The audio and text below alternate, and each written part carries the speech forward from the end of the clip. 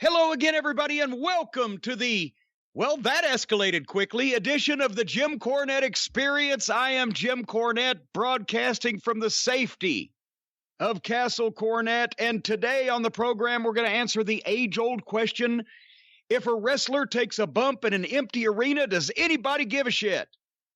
Also, All Elite Wrestling has done their greatest television program. There was just nobody there to see it. A special interview today with the guys behind Vice TV's Dark Side of the Ring, just upcoming Season 2 debuts this week. It's Evan Husney and Jason Eisner. And an update on our programming going forward, including a monkey fuck at a football of a segment we're going to try today for the first time ever right here in front of you. And to join me in this and more insightful vitriol here on the program today, formerly the proprietor of the French Toast Chateau, now operating Last French Toast Carryout and Delivery. When you think of good food, think of him last. Your friend and mine, the great Brian Last. Aloha, Jim. A pleasure to be here from the shuttered French Toast Chateau here today for another coronavirus edition of the Jim Cornette Experience. We should specify Dark Side of the Ring Part 1. Part 1. Interview with them. Yes, because we're going to talk about the season debut this coming week, the 2-hour special, and also one of the most interesting programs, and then we're going to have Part 2 next week where we talk about everything else, but because this show is already going to be massive, and I'm afraid people might get bored with us, so I don't want to, but we're going to have fun today, by cracky. That's exactly what we're going to do. We're going to have fun today.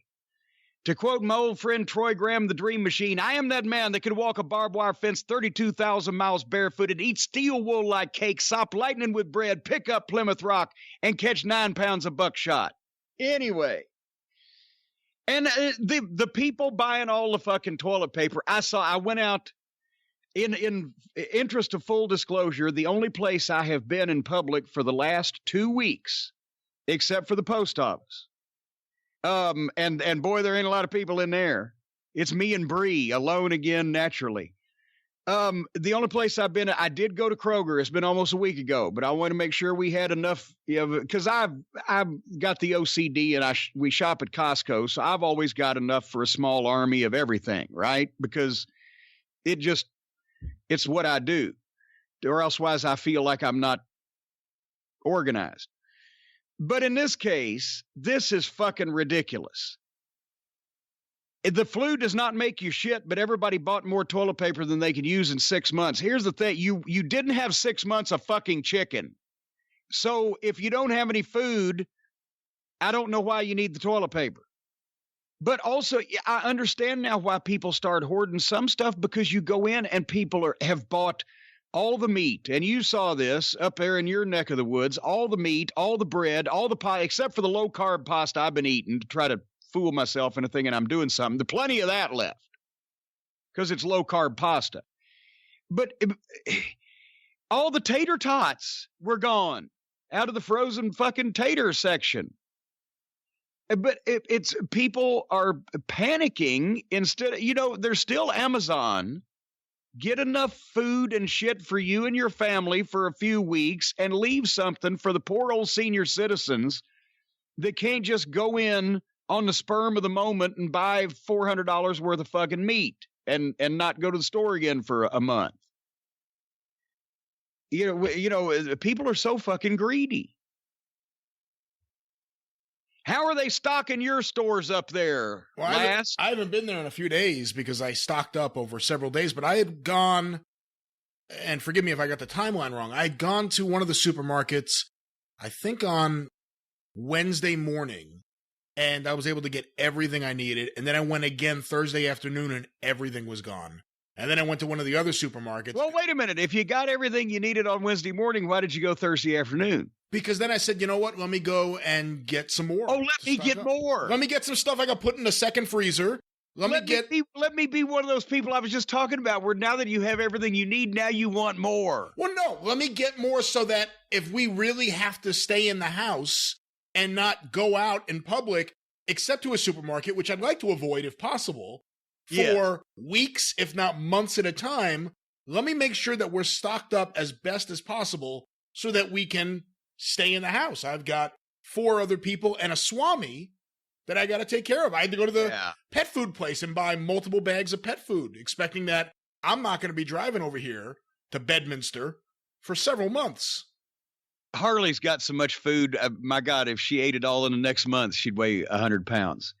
But if you just hit the nail on the head, though. People are thinking you're not going to be able to stay in your homes for months. But that's why Amazon stock is probably the only one that's not dropping these days, besides whoever's going to find a cure for this shit, because we're going to be having shit delivered, and there's still going to have to be people out. This is not going to be like either the zombie apocalypse or a blizzard. It's probably going to do more damage to the economy than it does to people at this point, but we're still going to be able to get things. Let's not just panic and run screaming down the streets like our heads are on fire. We might not be able to get the brand of Remoulade that I like best, but I'll probably be able to get something to fucking eat so I don't waste away. I could live on squirrels here in the yard for a couple weeks. Well, you go do that. But my point is, I want to make sure I could avoid the supermarket. I was at the supermarket the other day, and I was going to get some challah from the bread aisle. So what? It's a nice bread that a lot of us Jewish people eat. And there were 2 people in front of me blocking the bread aisle because they had their cart there too, and they were both probably in their 70s. And I stood back and I waited for 5 minutes for them to be out of the way. And then I'm thinking, I don't want to come here. I don't want to potentially have this. Who knows if I already had it or not? And give it to someone else, especially a senior citizen, who are the people most at risk of catching the coronavirus and it really doing the most damage to them. So, you were also thinking, which one of those senior citizens might give me something? No, I'm not afraid of imminent death right now. Like I said, I'm not convinced I didn't have it when I got really, really sick and couldn't get out of bed for a few days. Whatever. Now come on now. I'm not. You're not claiming to be patient zero, are you? See, now you sound like Suzanne. She told me I'm an idiot for thinking this, but I'm not claiming to be patient zero. But we don't know who's had it, how long it's been here on the shore of America, on the shores of America. The shore of America. We don't know anything. So I mean, there's still no we're not sure. We're not sure. They say that this many people have it today. That's how many people have been tested that have it today. We don't know who has it, who doesn't have it. But the point is, I understand why people are stocking up on things, because the last thing you want is to be in your house. And now California is basically saying stay inside. New York is saying stay inside. Everyone else is going to be saying the same thing. You don't want to run out of toilet paper and say, oh my God, what am I going to do? Socks work. Burger towels work. Burger towels, as a matter of fact. By the way, what was the name of that bread again? Challah. Well, holla if you hear me, because here's my personal appearance schedule going forward. Yeah, holla. Holla. Yeah. You may have a virus. My personal appearance schedule going forward, ladies and gentlemen. You need to watch more Mel Brooks films. Come on. Thank you. No, I know what you're doing. I just was playing along there. I'm going to be appearing at the post office on Mondays and Fridays. No, I've been assured that the United States Post Office is still going to be operating through this crisis, and as a result, I will be shipping every Monday and every Friday. It's the post. It's a calculated risk, an acceptable risk. The post office is a mile away from the house. I'm wearing gloves. I've got a big bottle of hand sanitizer in Black Beauty. So as soon as I take the gloves off, I hit the hand sanitizer. There's no customers because everybody's scared shitless.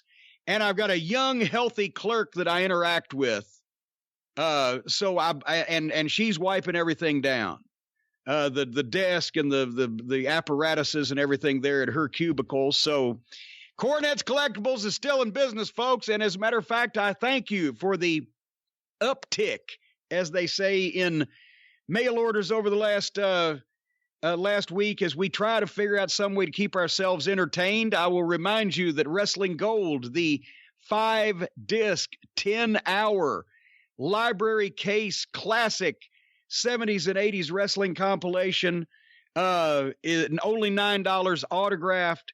May not last it through the coronavirus because we're down to maybe 400 of those left in the house.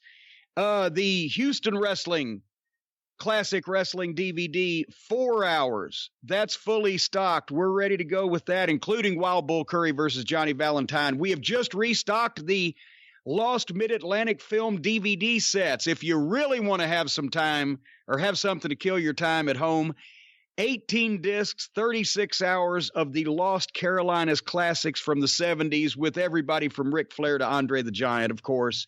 A double order of all your favorite Jim Cornette t-shirts has just arrived at the castle, and we're filling those orders. You got books Behind the Curtain, Tuesday Night at the Gardens.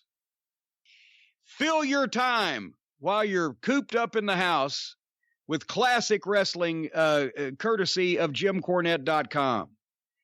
And, here's the thing. Here's the rib. I still have no more free time than I did before because my schedule has not changed.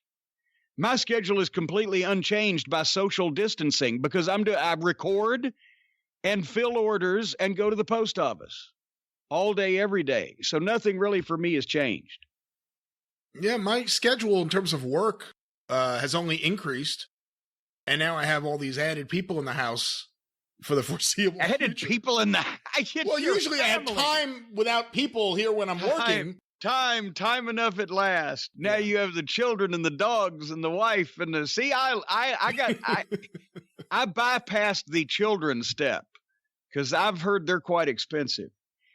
But I got a communique before we go any further from someone. There's been, of course, if you're not listening to Corny's Drive-Thru that comes out every Monday as long as we do it on time. And by the way, we were late with this show. We're late because of my computer issues. And I'm sorry I forgot to mention that. But my computer needed to be restarted to be updated. And then Skype was gone.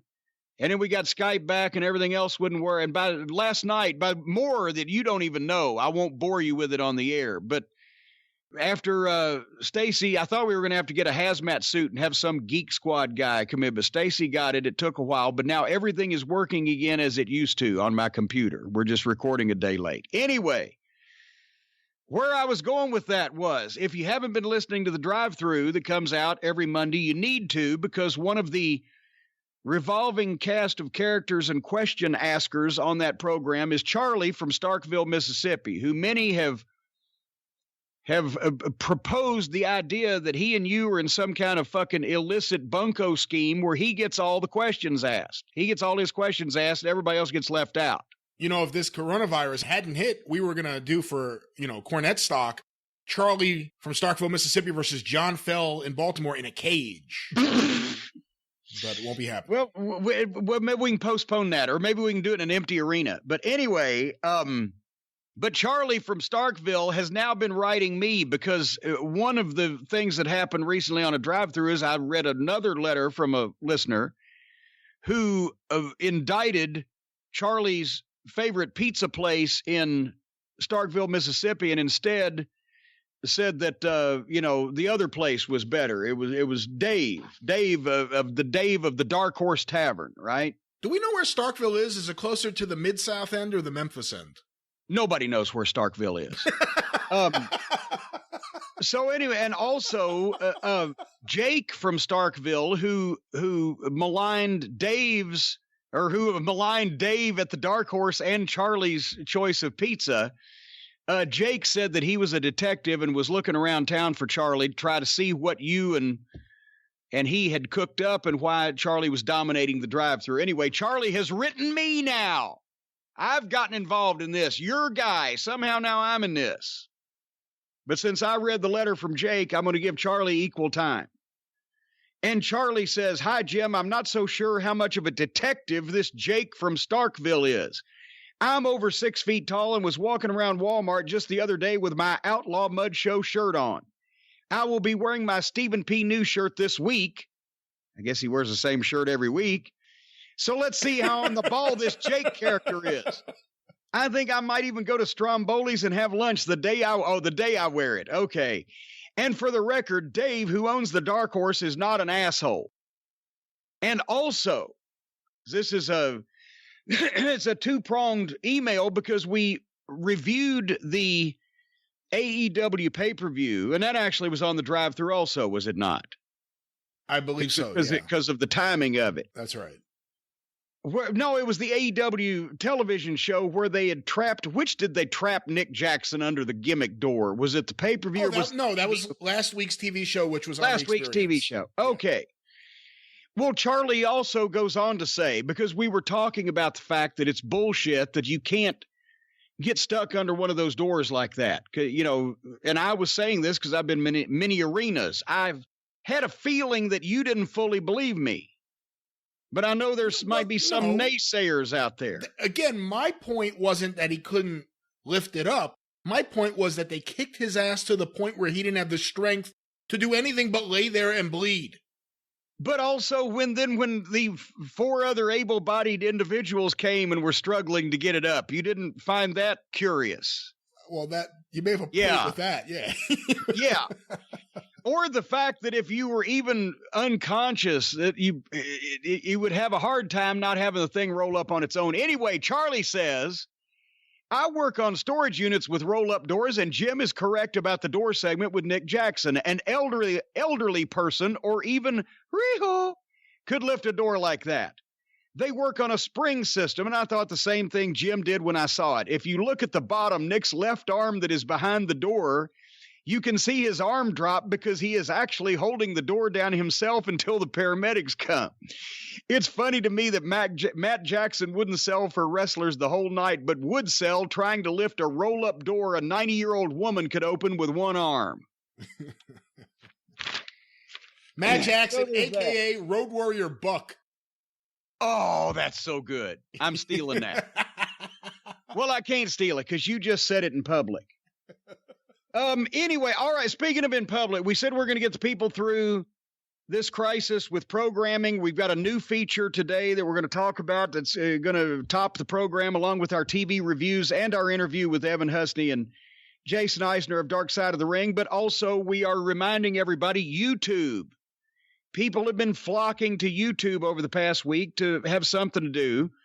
And we've gotten as much new content as we can up in that time. We're trying to add stuff as quickly as possible. They are a little slow now. I guess even the YouTube people, those young, healthy, techie people, it's slowing their process down a bit. We're getting all that stuff up. If you haven't subscribed to official Jim Cornette, don't get left out. We're almost at 100,000, and I understand we get a cake. Is that correct? Do we get a cake if we get 100,000 subscribers? No, we get an award. I want a cake. Well, we could work on something with the cake, yeah. Okay. And also the Patreon. Well, what kind of cake? Ice cream cake? No, a fucking cake. You don't like ice cream cake? Well, if I'm sitting right in front of it, but they don't travel well. Once you have them out of the freezer and then they start melting, you put it back in the freezer, then it's kind of melty but frozen, and it's blah blah. Have you ever had a Carvel ice cream cake home? Have you ever had a Carvel ice cream cake? Yes. With the chocolate crunchies in the middle? I don't like crunchies. What? I don't like my ice cream to crunch. No, the ice cream itself doesn't crunch. There are crunchies. No, anything on my ice cream. I don't want crunchiness with ice cream. Ice cream needs whipped cream. Ice cream sometimes needs chocolate syrup or strawberry topping, hot fudge, marshmallows. None of that crunches, Brian. You put the little marshmallows on top of your ice cream and then hit it with the fucking whipped cream. And if it's vanilla ice cream, you hit it with the fucking Hershey syrup or the chocolate hot fudge. What the fuck's the matter? Do you like cookies and cream? I like cookies. I'm not a big cream fan. You know, cookies and cream ice cream, which are basically Oreos in the ice cream? You don't like that? Oh, no. The cookies, now there is a cookies and cream white chocolate candy bar that's very interesting. But no, I don't want crunchiness in my ice cream. I'll eat a cookie and I'll take a bite of ice cream, but I don't want the. This is the one most ridiculous thing you're not going to win. Wait a minute. You're not going to win this one. There is one. Now there is one exception. The strawberry cheesecake ice cream that has some graham cracker crust bits in it. I'll go for that because that's not really crunchy as much as it just has some. It has some weight to it, and then it kind of powderizes in your mouth with all kinds of psychedelic flavor. So you don't like ice cream cones?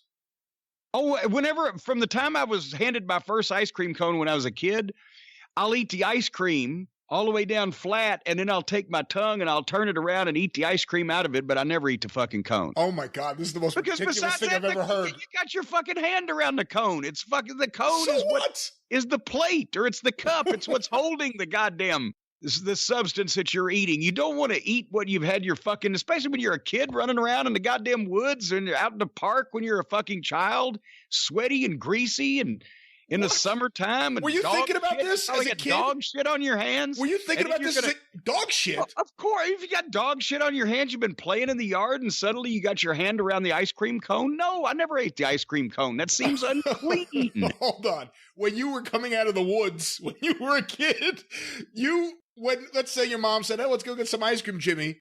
Yeah. You said, "You know what? I don't want to touch that thing. I just need to be disinfected first." No, I never said anything like that. I just took the cone I was handed, ate the ice cream out of the cone, and threw the cone away. Oh, this is the most crazy thing you've ever said. I was a particular child. But no, I never ate the cone. I didn't. As a matter of fact, I don't know. I remember it being a few years after I was eating ice cream cones as a child before somebody pointed out to me that the cone was indeed edible if you wanted to do such a thing. It never occurred to me to eat the fucking thing that the food came in. It's like eating a fucking styrofoam package. And so at least for the first couple of years, however old I was, when I became cognizant as a child of eating ice cream cones, for some time afterwards, I did not know the cone was supposed to be eaten. Now, hold on. What about sprinkles? I was never doing it. What about sprinkles? We didn't have sprinkles when I was a fucking kid. You didn't have Nobody sprinkles? ever offered me sprinkles. I said, here's your fucking ice cream in a goddamn cone. and they might wrap a napkin around the cone if it was a fucking high-class joint that you were in. Otherwise, it was ice cream stuffed in a fucking cone. And I actually liked cups of ice cream better because you get more ice cream in a fucking cup. You get jacked off if you get the ice cream in a cone. After 2 fucking scoops, nobody can keep ice cream on a goddamn cone. So there you have it. There you have it. But anyway, what I was trying to say a minute ago was with this Patreon deal that we're doing, and so many of you have signed up, and it's only $5 a month. We're putting not only the experience and drive-through episodes in their entirety up on, and these are the old drive-throughs that nobody's heard back when it was an MLW VIP thing. And my God, you could be on a federal witness protection program and do a MLW VIP podcast in those days, and you'd still been fine. So you haven't heard those, but also we're talking about new content and some stuff that I have, audio I have in the archives that might go up, and a different variety of stuff. And we're going to be trying today a new thing that we've done. We haven't done it on this show. We did it on your show, the 605, the Superpodcast, the mothership, a number of times years ago, and everybody got a tickle over it, where we would look at famous, stupid videos like this guy falling on his head and killing himself, or this rotten match this goof had, or whatever the case. And we would make fun of them, and people like that. Well, now we're actually going to apply this concept, because after tonight, folk, we're going to monitor the television programs as they exist, but I can't watch any more empty arena wrestling from the WWE. I don't know whether All Elite can do it twice in a row, but boy, they tickled me this past week. We'll get to that. But anyway, we're going to be watching not only classic matches that are available either on the network or on YouTube or whatever, but also more recent stuff like big events, and we're going to be reviewing them. And in some cases, we're going to do the thing where we sync up the video. You're watching along with you. We're going to sync up the video and talk about the match where you can follow it along at home. I'm even breaking down for this Patreon project to give you guys your money's worth. I'm breaking down and not only getting the WWE Network this weekend, but actually attempting to learn how to get on it and put it on my TV. And Stace is going to be involved in this, and so are you, great Brian Last. But that way I'll be able to I've actually got all this stuff on tape, but I figured out it would probably be quicker for me to find it this way. Plus, this is a way we get you to watch some of the things that a lot of the listeners always say they want to hear you watch, like the FCW documentary that just came out. Yes, I don't have that on tape. I got the classic stuff on tape, but I don't have that stuff. So now it'll all be there, and we will watch all this stuff and be shocked and amazed together. So we're going to try this today. But I'll give you a tease with the first ever 5-star match. It's going to be our main event today on the program, and we have not done this, you and I. On this program, and we haven't done it a couple years on your program. So we're going to make sure that we can do this. And then that will, starting in April with a lot of this other content, some other things that we're going to be doing.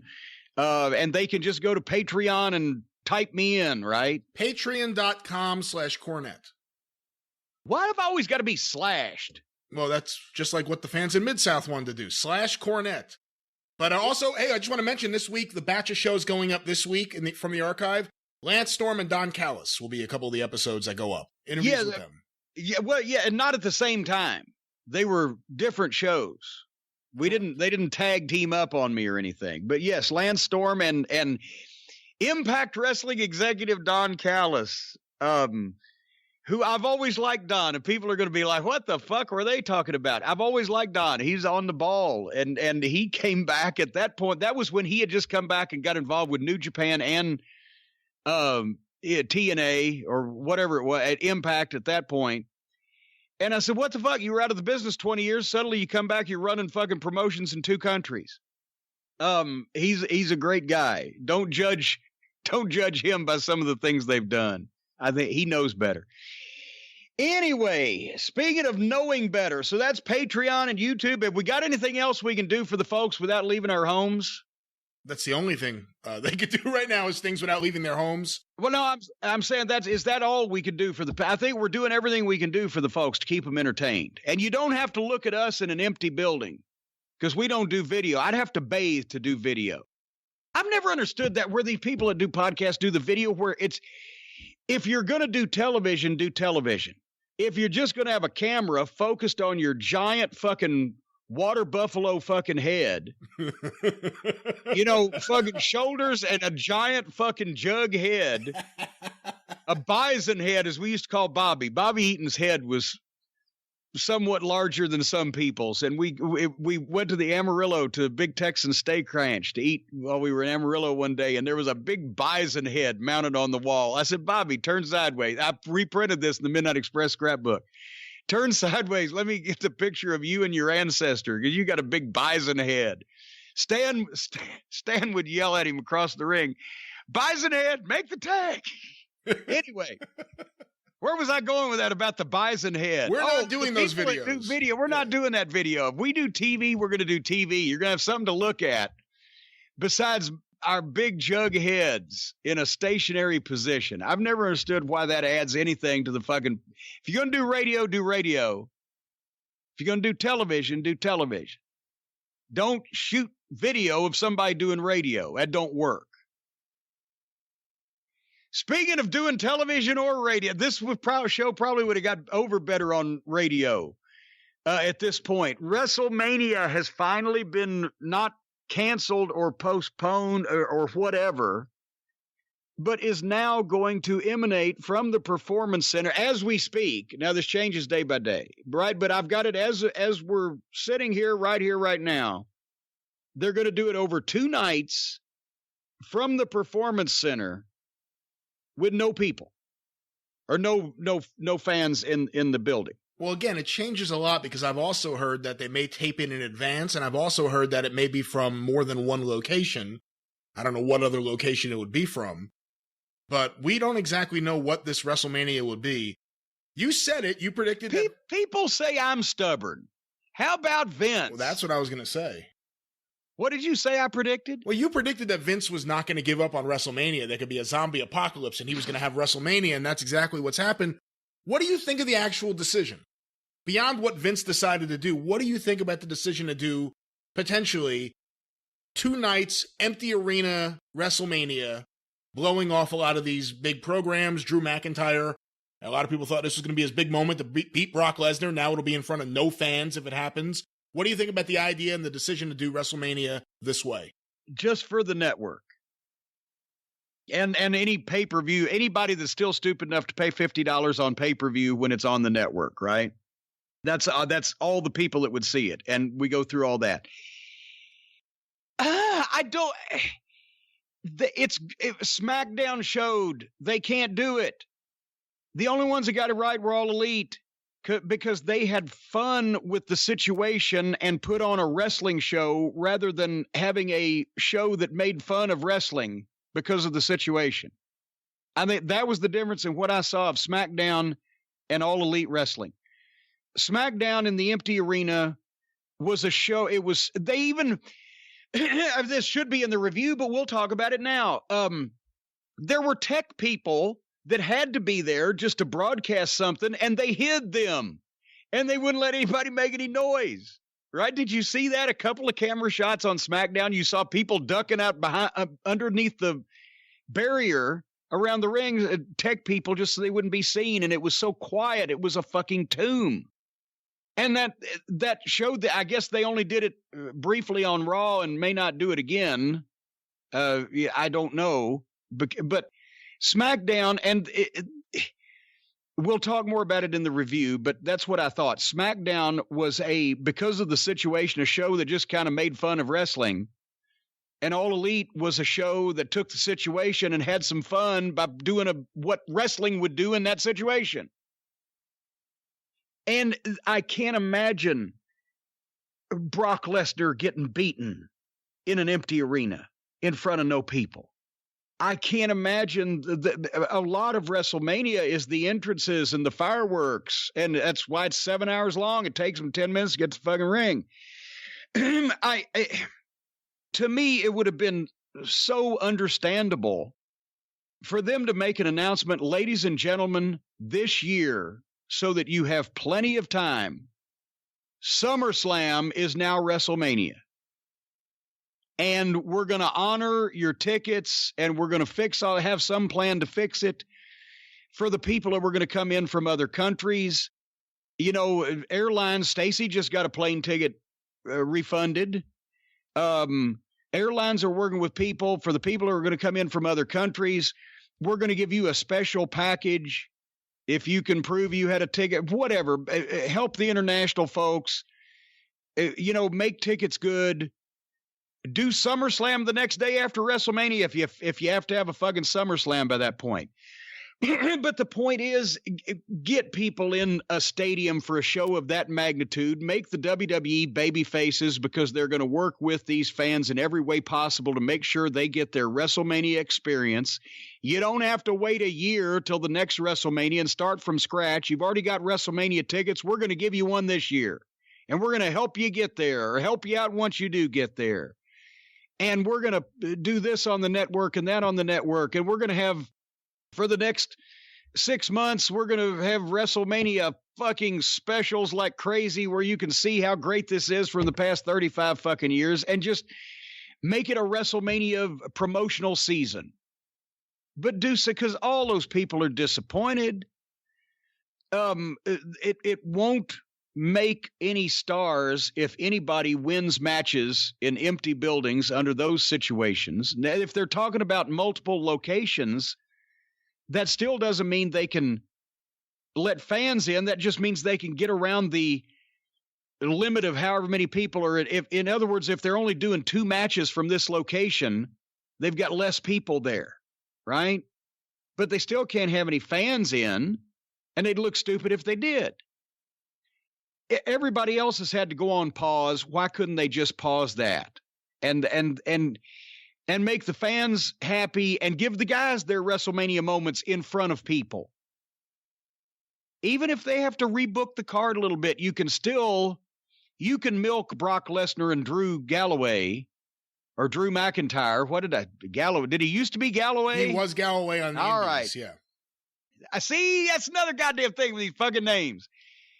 But you can milk that till this summer. Brock only works 1 day a month, if that, anyway. So what the fuck, right? Change some of the other matches. Give them a few things, but build another WrestleMania quality card. Edge could be milked. Some of those main events could still be milked in some fashion, especially when they're not going to be able to produce new television in an acceptable form for however long right now, and give everybody their moment instead of just rushing it up because you just don't. I mean, my God, under those circumstances, are they going to do 1 million new subscribers to the network? That would be the only reason besides stubbornness to have WrestleMania only on the network is to try to add 1 million subscribers. But it's stubbornness. Because I don't know how you can do justice to something like WrestleMania. I mean, if any promotion I've ever run, if you said, Cornette, you've got to do Smoky Mountain Wrestling television, but you can't have any fans in, there's a fucking blizzard. We've got to do a TV show, but we can't have any fans. You can get around that. Get around that on TV, as you've seen, in various degrees of success. And taking some of my advice, you can do it better than others. But I would have not run Night of the Legends in an empty building. I didn't run Christmas Chaos in an empty building. You postpone it or you bring it back in as much of the form as you've promised it as you can when it's okay and safe for everybody not to have a fucking wreck in an ice storm or get a fucking, horrible illness and a pandemic whenever they can come out to see it. Nobody was going to, at that point, can you think of anybody that would have blamed the WWE if they'd announced we're postponing WrestleMania till August because of this crisis, like every other fucking thing else in the world? No. And they look stupid for forcing it right now, because that's what it feels like. It feels like they're forcing WrestleMania. But here's now the thing, and I tweeted about this. Everybody knows I hate the fucking asshole that runs High Spots, because he's screwed me on a couple of things. But they tweeted that the Tampa Marriott was actually saying, well, we're still ready to go through with our part of the bargain, and wanted like $114,000 from them. And everybody was tweeting about it. Jericho really fucking hopped on them. And, it was getting a lot of attention on Twitter. And suddenly within a day or two, I think it was put out that they've made up there. But still, even though I don't like the guy at WrestleCon, but all the indies, and whether it be the fucking Outlaw Mud shows or Ring of Honor, everybody was involved in this weekend because it's become the thing to do. And none of these people besides Vince can afford to fucking take hits like Sinclair can, even though Ring of Honor technically can't. Sinclair can, and everybody else is in various stages of titty fucked. So, it's a shame, but at the same point, you couldn't have a safer bet if you were a wrestling promoter of any stature than to run, as we've seen over the last several years, on WrestleMania weekend.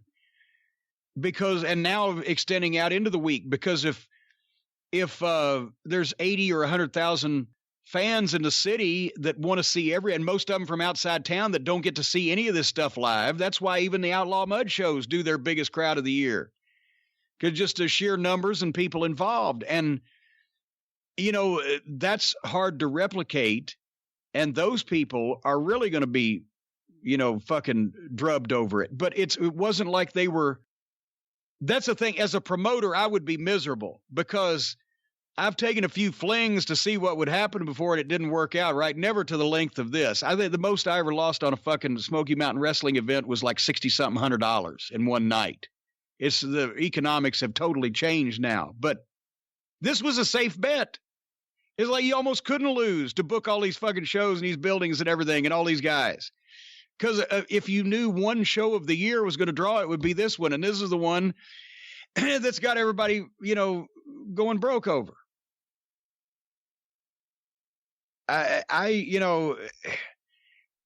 Vince will be okay. I wish for some of these people should go out of business. Let's play whoever booked the Invisible Man, whatever promotion that was. I hope they go out of business. But, I don't know how, unless it's a massive wrestling community project. What do they call it? The wrestling community. If they just all decide when this is over with, okay, we're going to send all these people a fucking $1,000 a piece, like the government's supposed to send us. I don't know how they're going to make up this lost income over the next 2 or 3 months, all the smaller promotions. What do you think? Wouldn't it be ironic if Vince McMahon, the guy who says that there's no such thing as being sick and doesn't want to sneeze and all this stuff, if he contracts this because he's insisting on going through with these shows and he is elderly at this point, susceptible to contracting the virus and to do the most damage to him? Wouldn't that be ironic? I thought you were going to go the other way with that. I thought you were going to say, wouldn't it be ironic that Vince McMahon, the man who killed the territories 30 years ago, now every other promotion in town and in the country goes broke WrestleMania weekend, except for Vince runs his show with no people just to rub their nose in it. So he would have lived long enough to kill wrestling twice. When was the last time Vince McMahon made a good decision? I haven't been around him for a lot of his decisions. Every morning when he gets up and puts his clothes on, that could be called a positive move. I mean, you watch these TVs. You've been watching them now for a little while as we review them. They're Vince. I mean, it's his fingerprints on them. He rips up the script hours before they go on the air and decides to redo it. The fact that there's a script is because of Vince McMahon, not a format, but a script. But it's not even the Vince. It's some of the Vince-isms, like don't look at the camera and don't say belt, and the things there become more of them over the years. So I guess now there is a pretty long list of Vince-isms. But it's not even the Vince that I knew, because he recognized excitement in a guy, passion, the real personality of a guy. Yes, he put gimmicks on the underneath guys because he always thought the undercard and the middle card should be a bunch of gimmick guys. But at the top, the shows that he presided over were still exciting in those days. And now it's, I don't know, but part of it may be that Vince he's tired. And part of it may be that all of the staff that he's got now and all the writers and all the producers and all the team in between him and a lot of these guys is why he's so far away from it and can't see it. I don't know. And there's so many more TV people than there used to be 20 years ago, when every single one of the guys on the roster, if you went to the office, you were going to the office or creative, you were going to somebody that had been in the wrestling business for 20 years or more. I don't think they can say that now. And you were going to one of only about 7 people or 8 people. Maybe if it was TV or a pay-per-view and all the agents were there, 9 people was the entire creative and talent relations office, except for secretaries back in Stamford. And everybody had been in the wrestling business for 20 fucking years. And I don't think that's the case anymore. And maybe, I don't know. I have no idea. But something's changed. But anyway, like I said, I thought you were going in the direction that Vince could kill all the territories twice in the same lifetime by this financial collapse happening because everybody put their money on WrestleMania being a big draw, and we've got to fucking latch onto this, and we got to be a part of this, and then boom, that's the deciding factor, and all wrestling goes away. No, but that's a very interesting point. I guess it makes AEW look smarter for their decision not to have anything to do with WrestleMania weekend, to stay far away from it, not to do any shows in the area and piggyback on the fact that Vince will be bringing all these fans in there, which is what all these conventions and indie shows do. AEW is the one company that said we don't want anything to do with that, and they sure look smart for that right now. But you can't, when you're number 2, you can't. Remember, TNA didn't. It may have done it a year or two when it wasn't really a fucking number 2 anymore, but TNA did not run around WrestleMania. And one year they were in Orlando as our regularly scheduled taping date or something. But anyway, you can't when you're number 2, because then that tells everybody you're number 2. Number 2 needs to stay far away. Number 3 and on down to number 742 can be a part of it. But I got an idea of how some of these independent promotions, not the Outlaw Mud shows, but the independent promotions could get even with Vince. I think they should sue him, Brian Last. I think these independent promotions should sue him for bait and switch. Vince, you promised us 80,000 people were going to be there in Tampa, and now you have gone back on your word, so therefore we're going to sue you. And I wonder who, if anybody in the world, would be able to make such a preposterous case stick. Who would it be, Brian? Who? Call Stephen P. News.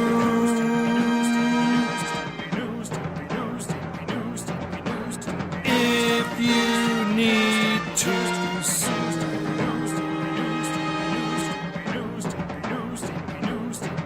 An outlaw mud show or two.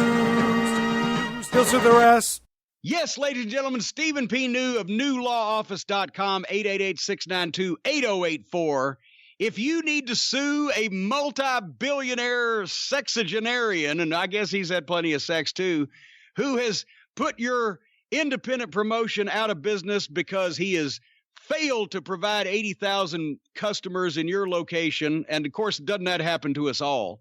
Or if you've been the victim of greed, avarice, malfeasance, incompetence on the part of big corporations, big executives, pharmaceutical companies, oil companies, or any of the other people that downtrod the regular guy, now more than ever, we need Stephen P. New on our side. And I'll tell you what, some way or another, somebody is going to have a mass class action suit against some government agency for allowing the spread of all this. I bet Stephen will be in on top of that too, don't you, Brian? Hey, listen, if the wrestlers felt pressure to do steroids, do you think they feel pressure to attend WrestleMania, even if they're concerned about the health ramifications?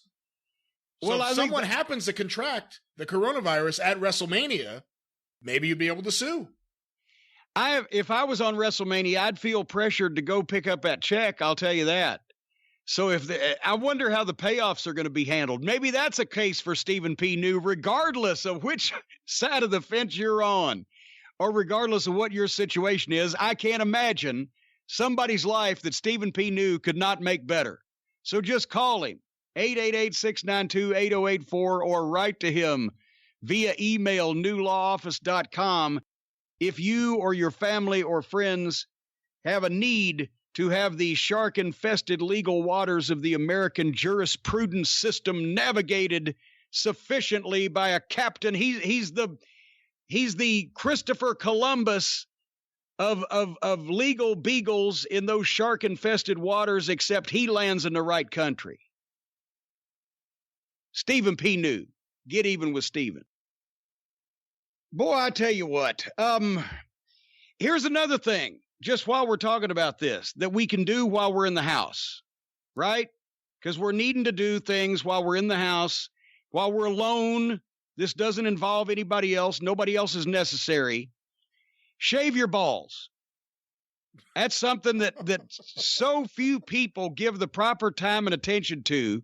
And I can't even call it shaving. Now, I have to say trimming your balls, because shaving sounds like there's something sharp involved. It sounds like there's a danger, like the old barber shears that I used to have that sounded like those electronic hedge trimmers. And if you got certain parts of Captain Scrody caught in between the blades of that thing, fuck, it would go through. It would go all the way up through your fucking Adam's apple and come back out your asshole. The way that it feels when you take a piece of that sensitive skin of your coin purse and stick it in between the blades of a commercial strength barber shears. Fuck, that hurts. And there's blood. I tell you, guys want to get juice. If you don't want to cut your head, cut your nuts, because they will bleed all day long. But no more. No more, ladies and gentlemen, because Manscaped has come out, our friends at Manscaped, has come out with the greatest personal grooming tool in the history of personal grooming tools, the Lawnmower 3.0. It has a nice hum, but people outside the room can't tell what you're doing. It has a beautiful charging base, so it's always ready, but it's cordless, so it's movable. Plus, it has the LED light, which illuminates the area of the patch that you are trying to fucking clear off.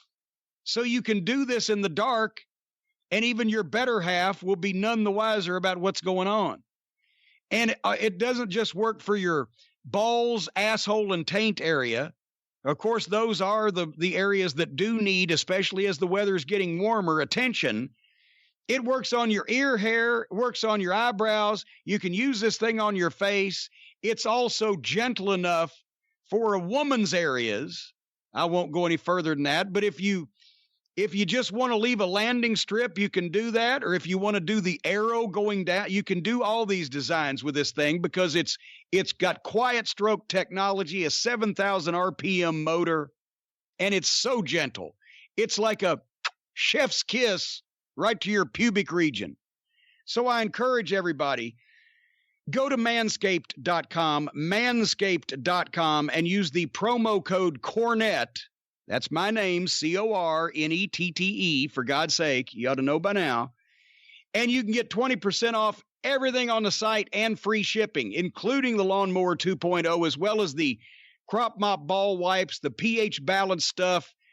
We haven't even talked about the plow. That's if you haven't shaved since that porn movie you made in the 70s.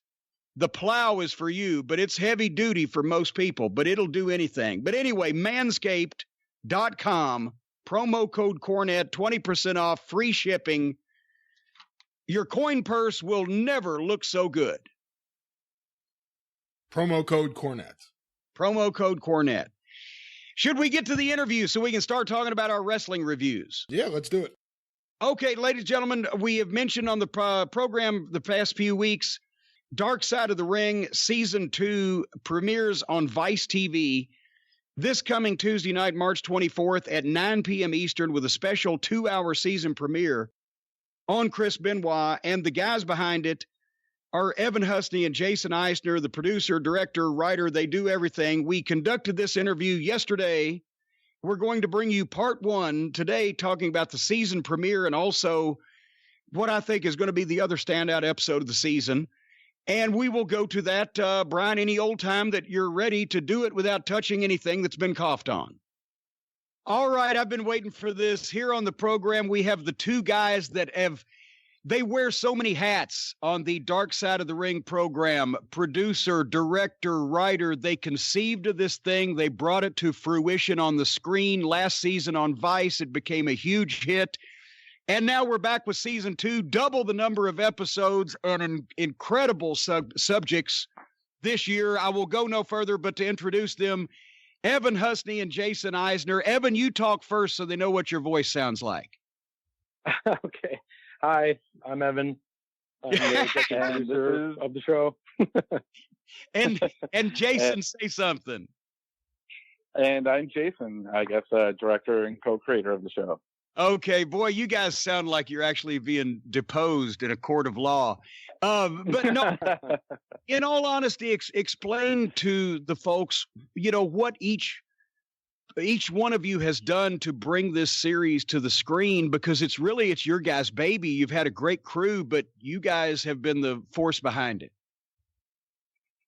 Yeah, I guess it started, Jason and I have known each other for over 10 years now. And we both kind of grew up living parallel lives of just being like wrestling fans from when we were kids. And we just, we also got into the world of film and documentary and feature films. And we really just wanted to see the world of wrestling, covered in like a really cinematic, thoughtful way. And that's kind of where this idea started. And I was working at Vice at the time, and just really wanted to do a documentary series or just anything about wrestling. And it wasn't really until Jason and I stumbled across the Bruiser Brody story, and his death and all that, and basically what happened with him in Puerto Rico. And that was kind of the basis of, this could be a great story for us to look into. And then we pitched that to Vice, who had just started a TV channel at the time. And they were like, well, what other stories could we look at that are similar? And so we put together kind of a package of different stories that, spoke to the darker side of wrestling. And then we were off to the races. That was pretty much it. I mean, I'm hitting the bullet points there, but that was pretty much it. Jason, Evan just mentioned the word cinematic, and my God, that describes it perfectly, because I've seen so many of these I don't even want to call them documentaries, these television programs and various cable channels about wrestling with some talking heads and a few pictures from the, magazines as B-roll. But this thing, it looks like a major motion picture. And this season, I think more than ever from what I've seen, now that the network apparently has full confidence in you guys because of what a hit it was last year, but cinematically as a director, you got to be having a ball. Well, yeah. My background comes from like mostly feature film work, and like Evan said, like both of us have been fans of wrestling ever since we were a kid, and we were like, especially over the last 8 years, our friendship really blossomed over sharing stories of the rest of wrestling past and the personal lives of wrestlers that we would come across, and we would just get really excited about those. And we knew that if we just got a camera in front of the people, in front of the performers, in front of the wrestlers and people who work behind the scenes and the family members, that they would be just such great storytellers, and they could paint the picture for an audience. But all we have to do is just really, as filmmakers, it just kind of heighten that experience and heighten those stories. So we just tried our best to kind of just give people a little glimpse or a little a faint memory, a picture of that memory that our subjects are telling us. And so, yeah, we have such a great time and a lot of fun coming up with how we want to present those perspectives. Well, it's amazing because I'll let you go in a second, Evan, but just the Sure. reenactments and maybe, whatever you were going to say, but then the reenactments also are so cinematic, but the presentation overall of the fair use footage, as they say, and the way that you don't just shoot here we are in Fayetteville, Georgia, and there's the sign that says "Welcome to Fayetteville, Georgia." You put people in these locations. Well, yeah, what I was going to say it was exactly about the reenactments. One of the films that was super inspirational to us in putting the show together was Errol Morris's The Thin Blue Line, which I don't know if you've ever seen that before. Years ago. Yeah, it's like the archetypal true crime documentary, from the 80s. And the style of that documentary is so impeccable because the interviews are shot so cinematically. And it has reenactments, and all the reenactments are this just incredibly evocative, noirish, almost surreal, and just super, super effective on making something. Reenactments are always, to me, super effective when they're not trying to be real, because when they try to be real, they just usually fail. And so doing something kind of very stylistically, that's when, to me, it kind of transports you into this other world. And so that's kind of what we wanted to do. We wanted to take the wrestling shoot interview and apply, Errol Morris Thin Blue Line to it. That was kind of the idea. Some of the programs that you see reenactments, they try to find no-name actors that look like these people, and then they go through skits, and it's obviously phony. And for one thing, who looks like any of these people up close if you really study them, right? Nobody looks like any of these wrestlers. That's why people paid to see them. But the way that you guys do it, it puts the viewer in that spot, in that moment in time, in a kind of noirish, as you said, manner, without actually expecting them to believe this is a scene from the life. It's the picture. It paints a mental picture. And then the people that are interviewed tell the stories. It's just, I really like it. Oh, thank cool. you. That's awesome. Yeah. And one thing too is even last year when we were trying to get Kevin Von Erich on board to do the story about his family, it was a little bit of a struggle at first to I guess help him understand what our vision was. And so we just showed him a clip from the Bruiser Brody episode that we already had done.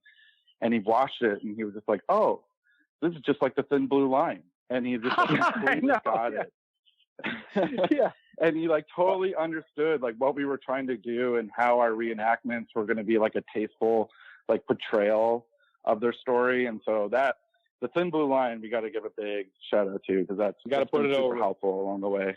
Yeah. Well, you mentioned that he saw he had a whole new way of looking at what you were doing once he saw a clip. So many of these programs also, the word lurid comes to mind, the scandal. This is the dark side of the ring, because the stories are dark, not because it's presented as a National Enquirer type of thing. You balance things. You give everybody their say. You're not trying to take the wrestling business down. You're trying to say, because you come away, at least people who like wrestling to begin with, come away with the idea that they respect the business, but these were tragic, or sometimes just weird, but often tragic stories that happened in it.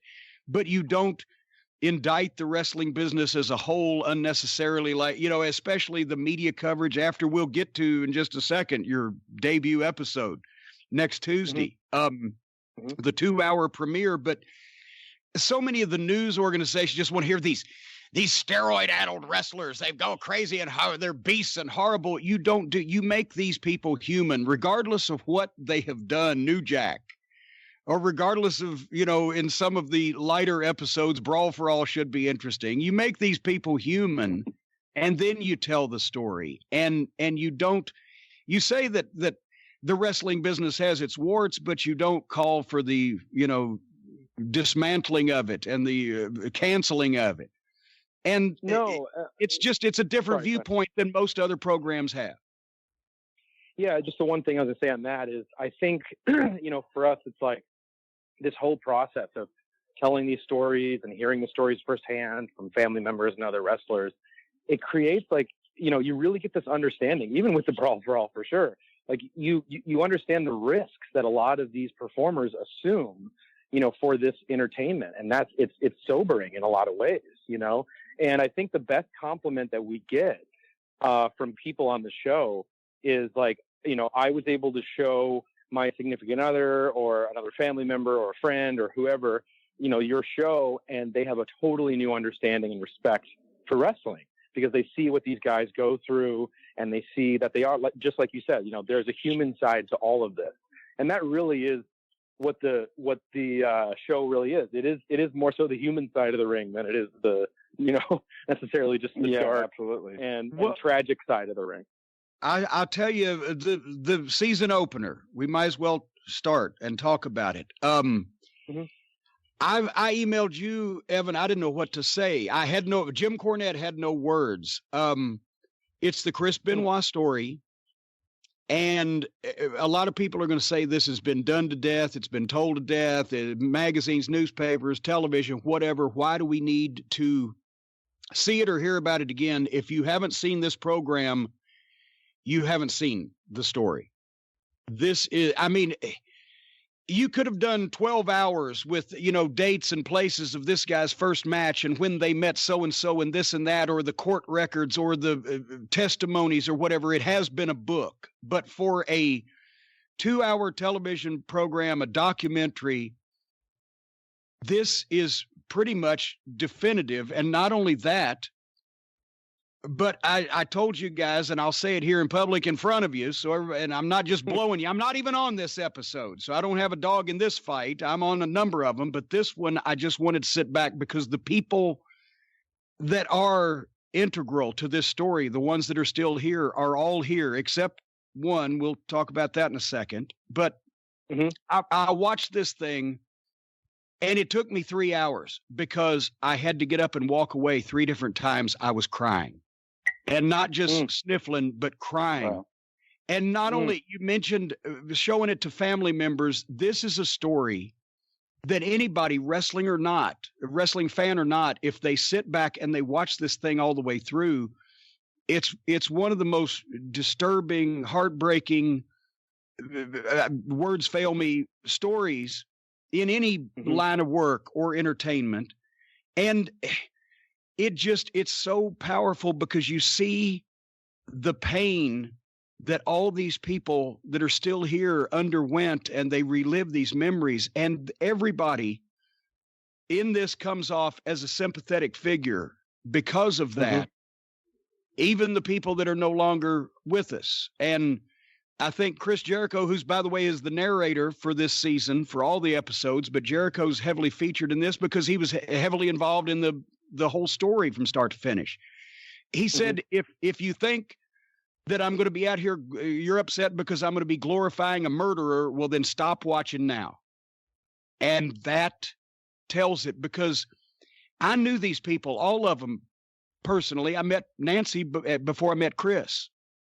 But even if you don't know these people, you know, it's a powerful story. But if you did know, especially Chris Benoit, there are reasons for this. And nobody, I don't think, has presented them as well as you did. How Jericho, another quote, if you lined 100 guys up against the wall and said, which one is going to kill their family? The last guy is the guy that did it, that you would ever suspect. And it's such an incredible story, and especially to get Nancy's sister. I think this is the first time that I've never met her. She's the one person in this really that I've never met. But is this the first time in the mainstream that she's been involved in something of this scope? In the mainstream, I think, yes. She has done one interview on Chris Jericho's podcast prior to this, which was, you know, which for us, you know, like, you know, when we heard, we definitely, you know, wanted her perspective in the story, you know, or to be in our story for sure. Yeah. So this is the first time on camera she's really done anything. Dean Malenko is featured, Chavo Guerrero Jr., Jericho, obviously, Nancy's sister, Sandra. I mean, you even got, this is another thing. You do the deep cuts, guys. You even got the officer in Fayetteville, Georgia, that was the first responder to the scene when they asked for the welfare check. And you know, you covered it. I mean, what was it like going through all this? My God, it's so heart-wrenching. Oh yeah, it was, you know, yeah, it definitely wasn't easy. But we can talk a little bit about how the project came together. Because we, you know, basically the start of it was part of the plans for season one as something we wanted to do. And if you remember, Jim, we were supposed to do more episodes for season one originally, and it got cut down. And so we had to kind of put this project on hold to see what would happen with the season two. And thankfully, you know, we were given that opportunity. And then, but I'm so glad that we did wait to do it, because I don't think it was something we were ready for at all at that time. And like, I don't even think we kind of earned to even tell that story yet in some ways. But I know it sounds kind of weird, but, you know, in some ways. And then, but during that time in season one, I had met Chavo Guerrero Jr. and I was introduced to him, and we started talking about this idea of doing this story. And we sort of hit it off, you know, right away. We showed him the Bruiser Brody episode before it was finished, and then he was super on board with that. And then after season one came out, we were kind of, you know, waiting to see if this would, you know, sort of take off into another season. And we had actually been developing this story on the side as maybe potentially a project we would bring elsewhere if we didn't get another season, you know, because it's the story we really, really wanted to tell. And so we had spent many months researching it and developing it and trying to figure out how we would tell it. So then when we got the call to do season two, we just were off to the races. And it really, Chavo Guerrero, who's actually a producer on the project with us, he's so integral in terms of, you know, hand-holding us through this process in terms of introducing us to the right people and giving us the opportunity to build relationships with a lot of the people that are in the episode. And I just can't see us being able to do this without him. And so that was super key. And from there, it was just, you know, a process of Jason and I just, you know, meeting Sandra, who's, you know, Nancy's sister, and meeting David Benoit, who's Chris's son. From David was just incredible also at that. And it would not have been the show it is without him. I completely agree. Yeah. And then of course meeting Chris Jericho. That's how we met Chris, through Chavo, and, you know, and then of course Dean and also Vicky Guerrero as well. And so, you know, Chavo was just a key part of helping us to, you know, and he really believed in us. and just, open these doors for us, because of that, which was, and that's kind of how it started. And then from there, we just started filming. And one of the things that we realized right off the bat, and Jason, you can speak to it further, is, how do you tell this story? Because this is a story that's been so sensationalized in the media for so long, and it's such a difficult story.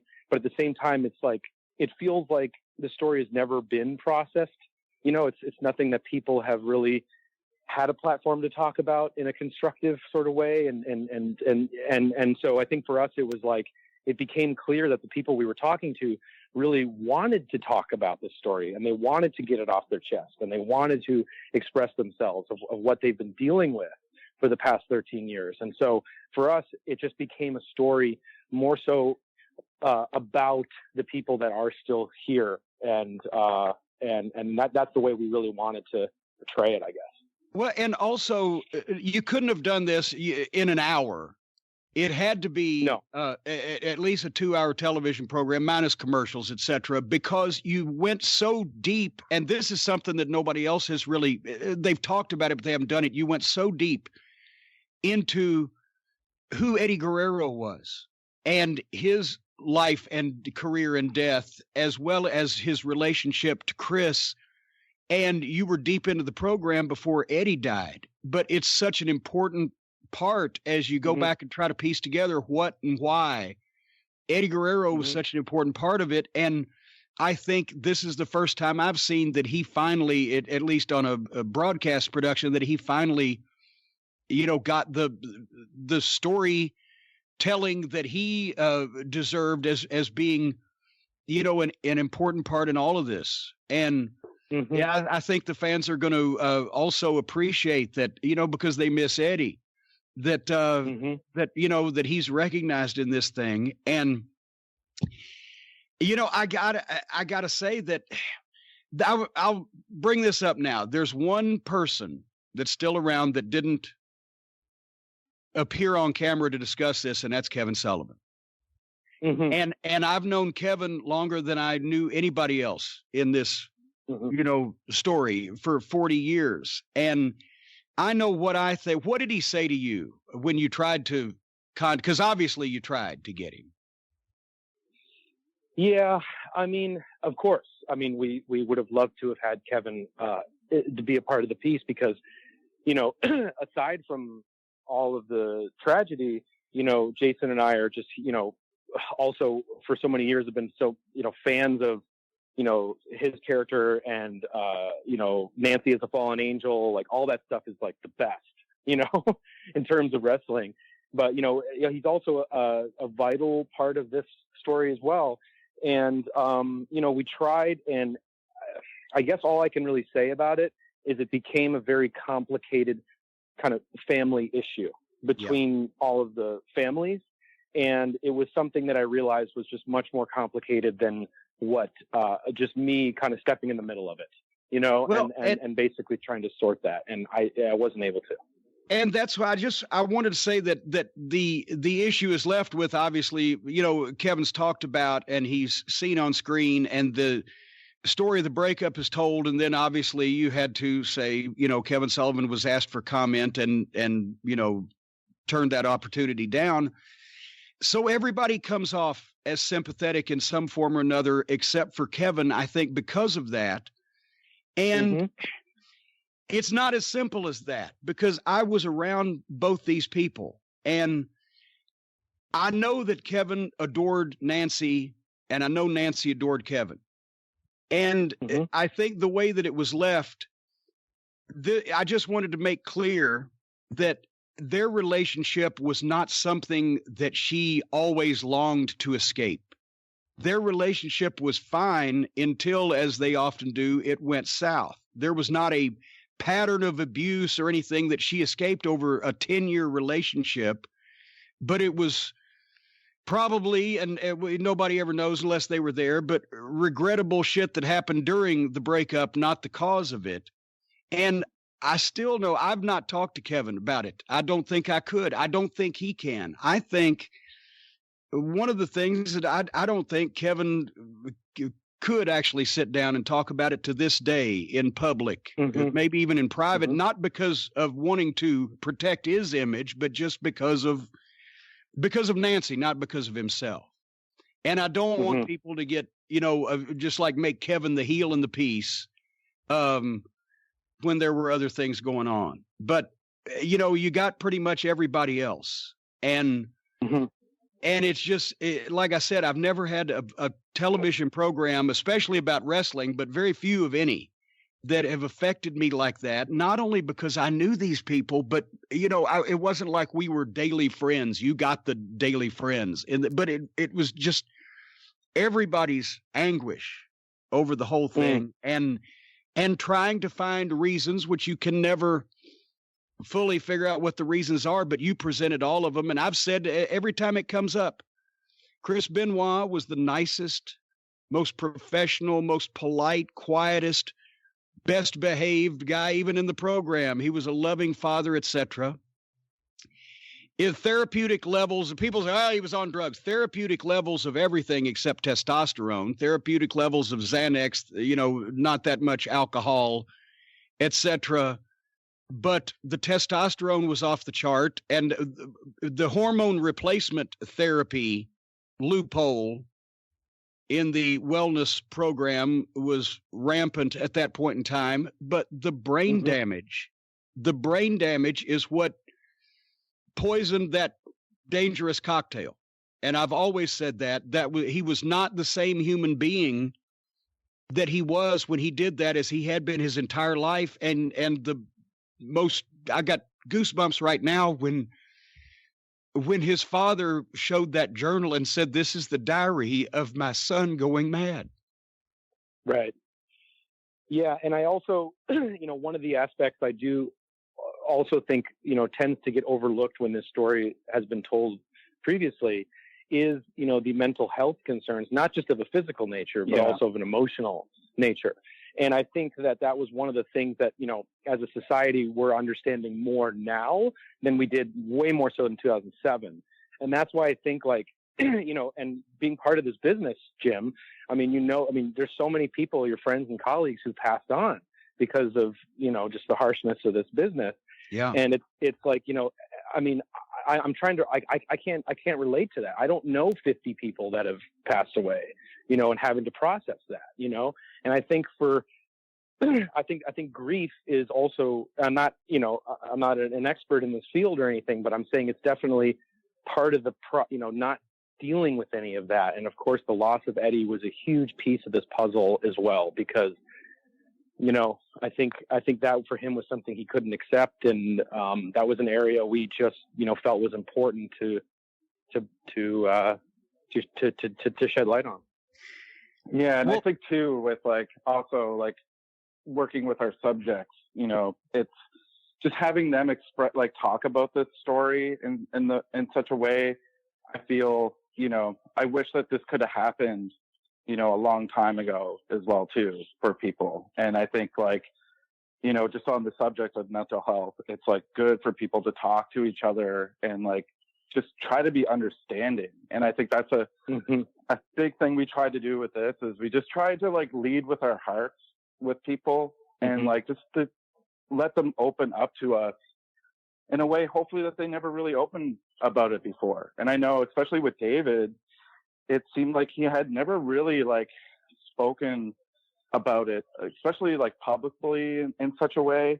But I know just through the process of what we've done with him and talking about it and spending time with him, he's expressed to us so much how helpful it's been for him and how he's felt it's just lifted a big weight off his shoulders, And this program is how, because he and Sandra have had no relationship all these years, and they have now, thanks to Jericho being the middleman and this program coming about and necessitating the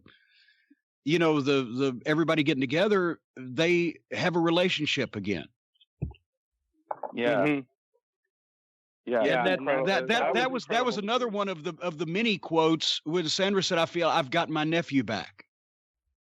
Yeah. And, for us, it's I don't know about you, Jason, but I think being in that room when, I don't want to spoiler alert, but like, in that moment when you kind of realize in the episode kind of, where they've been and now them finally coming together.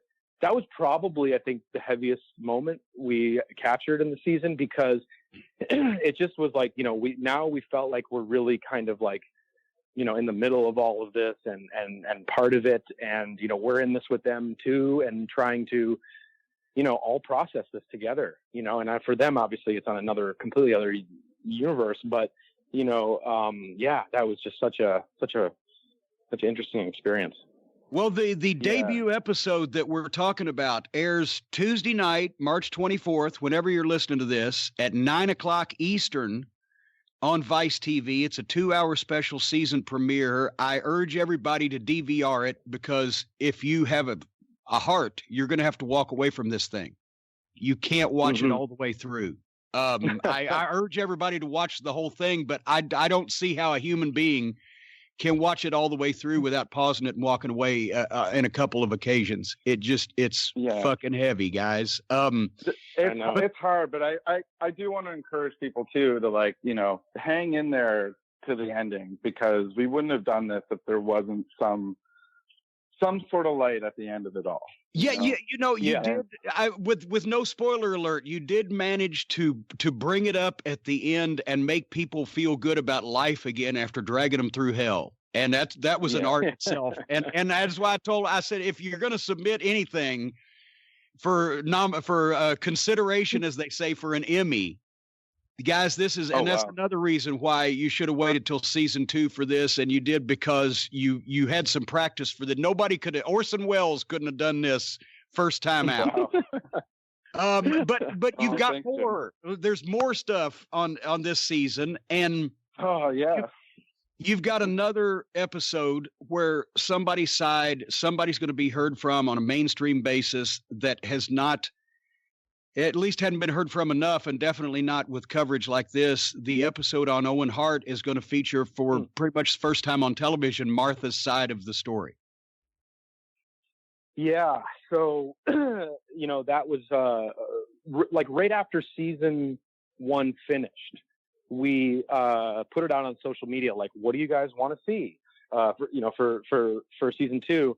And I actually spent like a week tallying like OCD, like all of the responses into like an Excel spreadsheet to see like what people really wanted to see, like in order, and season 2 is pretty close to that list of what the top episodes were, with a couple exceptions. But Owen, was a story that people really wanted to see. It was rated number 2 on the list, Benoit being the first. But and so it was something that we really wanted to try and do, and of course there was no way to do it without Martha and without Owen's family. There was just no way. So what we did is we reached out to Martha and sent her an email and just kind of outlining what we were looking to do, and she sent us back this email that was like the most thoughtful. It was like 10 questions. She asked me 10 questions about the project, our background, who we are, what we're looking to do. But they were just really well thought out questions. And she's like, I'm going to be traveling for a few weeks. Don't respond right away. Just take your time and answer it, and I'll get back to you.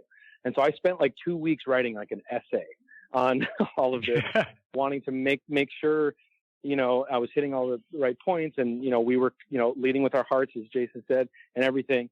And I sent it to her, and then she got back to me, and she was like, we would love to meet you and talk about this further. And so I went out to Calgary to go meet with Martha, and it was me, Martha, and her son Oj, and we just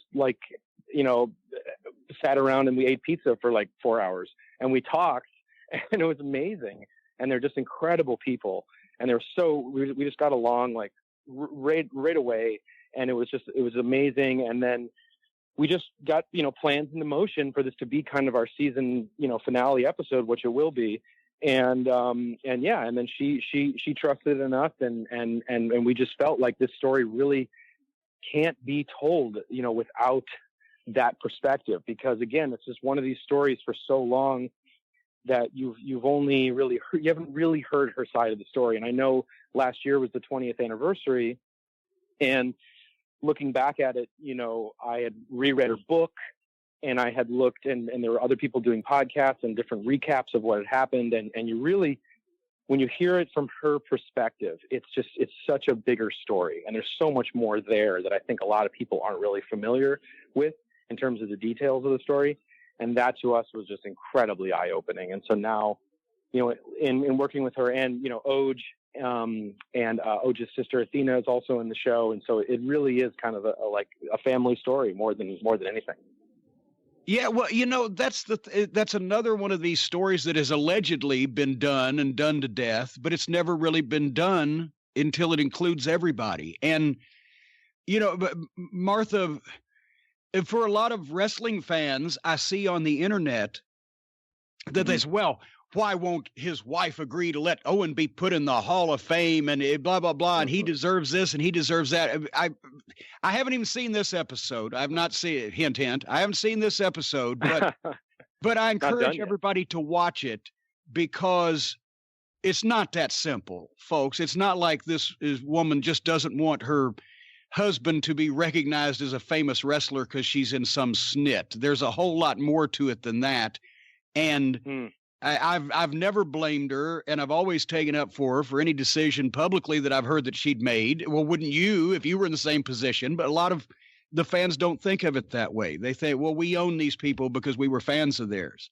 And it is a really, obviously, not only a tragic, but a complicated story. And I'm glad that, and she never sought out publicity. She sought out compensation, which she should have, and got it. And thankfully, at least, that happened. I mean, go ahead. I don't know.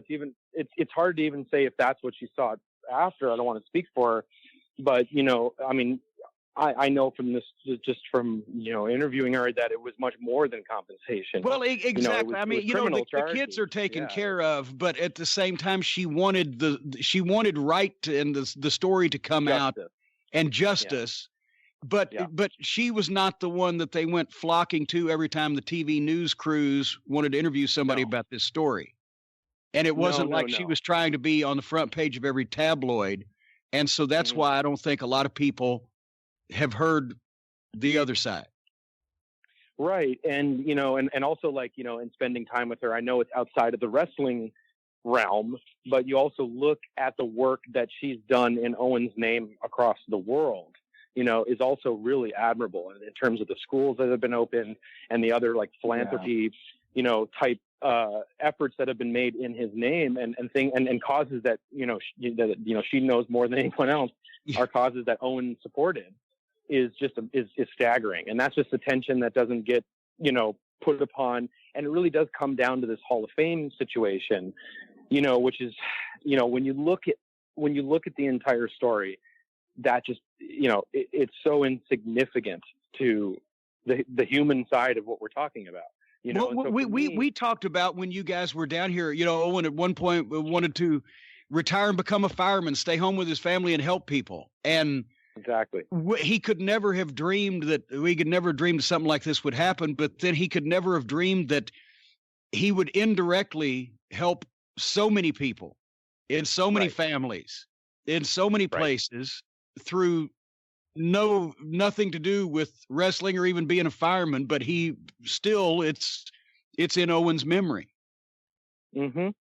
Yeah. And I think just, for us, because of that, the way the wrestling world kind of looks at it and the way that people outside the wrestling world looks at it, it makes it an interesting story to examine because there's so many different, sides to this and of course what went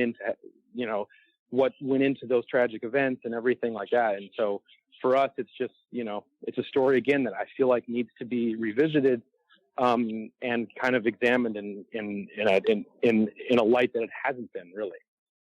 Yeah. And I think people really need to hear it from the Owens family's perspective. And like you said, Evan, about the amount of work they put into honoring his memory outside of venues like WWE is just unbelievable. I've never seen anyone's memory be honored in a way that Owen memory has been by his family, and it's honestly really inspiring.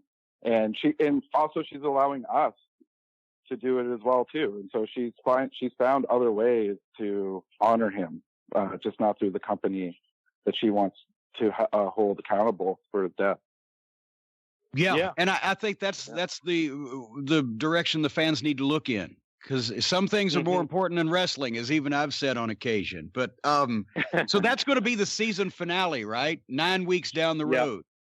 Well, there we hear it, Jim. Part 1 of your conversation with the guys behind Dark Side of the Ring. And of course, next week we have part 2 on the show, where we will talk about the rest of season 2 of Dark Side of the Ring, some of the various characters they've encountered, and of course the topics that will be on the show.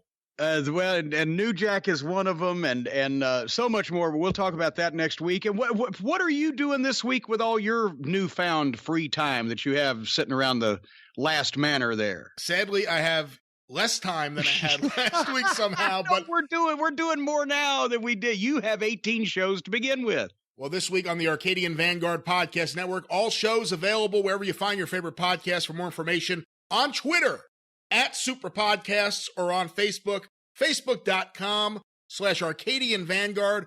First, I want to mention one of our very popular shows, Breaking Kayfabe with Bowdrin and Barry, where Barry Rose and, of course, the Booker himself, Jeff Bowdrin, talk about all sorts of things. They like to say they break kayfabe on life, music, movies, and of course, classic professional wrestling. And Jeff Bowdrin, who is such a loved member of the Arcadian Vanguard community, unfortunately right now is in the hospital. He has, I'm so sad to say this, he's been diagnosed with non-Hodgkin's lymphoma, and let's all keep him in our thoughts. Jeff is, like I said, a great guy. Jim, you've known him much longer than I have. Yeah, I've known him almost as long as you've been alive, because he's old too. But yeah, Jeff, get well if you're listening to us.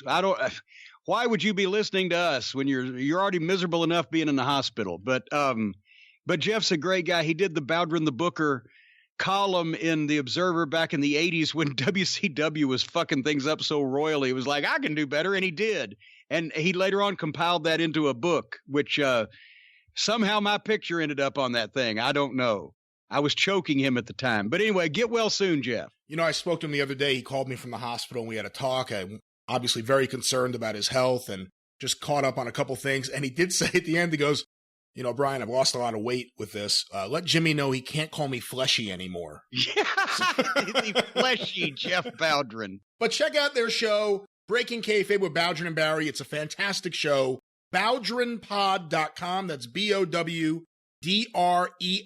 BowdrinPod.com are also available wherever it is that you find your favorite podcast. Also this week on the network, Ron Fuller Studcast, the Super Studcast for patrons of Ron Fuller Studcast. Patreon.com/Studcast. We have a very special guest, Jerry Briscoe, on the show. This is a fantastic 90 minutes. It's not just wrestling history and wrestling talk, but it's the longest conversation Ron and Jerry have ever actually had. So there's a lot of talking about growing up in Oklahoma. There's a lot of talk from Jerry about Ron's family and about the importance of the Fullers and Welches in wrestling history. And I get to ask him a little bit about the early 80s Georgia Championship Wrestling, the stock, Jim Barnett, Ole Anderson, and of course, maybe the single most impactful moment in professional wrestling in the 80s, not what a lot of people think, but Ole Anderson buying the 10% stock from Bill Watts, because that triggered everything that happened after it. Yeah. Check that out today. Well, Jerry Briscoe he's one of my favorite people. He kept me sane on a number of WWF TV tapings. And there's a lot of real fun stories in there. Of course, we talk about his brother, the legendary Jack Briscoe, NWA World Heavyweight Champion. Check that out today. Patreon.com/Studcast. Also want to make mention, John Aresi's Pro Wrestling Spotlight, then and now. This week, we have the first episode from 1990 that we review, January 7th, 1990, with Cactus Jack Manson. May forget that he had the last name Manson for a while, something I think he wishes he could forget. But he has just come into the NWA, and he's talking all about the NWA, the guys there, the way the commentators seem to think that he's insane, beating up his partners, his little feud with Lee Scott, which some of you may remember out there. And will he be managed by Jim Cornette? Find out all those answers and more, including a fight between him and Joey from West Babylon, who calls in to yell at Cactus Jack. You can hear that at pwspod.com or available wherever you find your favorite podcasts. And of course, the 605 Super Podcast, The Mothership. See, I couldn't do that a few weeks ago when I had the coronavirus. Oh, for fuck's sake. You had the regular old fucking New Jersey sewer flu. Yeah, Suzanne calls it the man flu. But I said, no, the man flu doesn't give you a temperature of 102. So, ha. But anyway, 605 Super Podcast, episode 102 in production right now. And actually, later on today, we are recording segments for episode 103. Stay tuned for more information. 605pod.com, available wherever you find your favorite podcasts, on Twitter at 605pod, and of course on Facebook, facebook.com/superpodcast. The Mothership! Yeah. When's the last time you had your thermometer calibrated? I don't know. You might not have had a fever all along. Did you make and check and make sure that you weren't using a rectal thermometer orally? It was. No, it was one of those ones you put in your ear. No, you're not supposed to put it in your ear. You're supposed to shove it up your ass, lass. They don't do that anymore. They don't do that even for children. What I found out here last week or two. How did you find that out the last week? I've been being ribbed all along. Nobody told me. Fuck.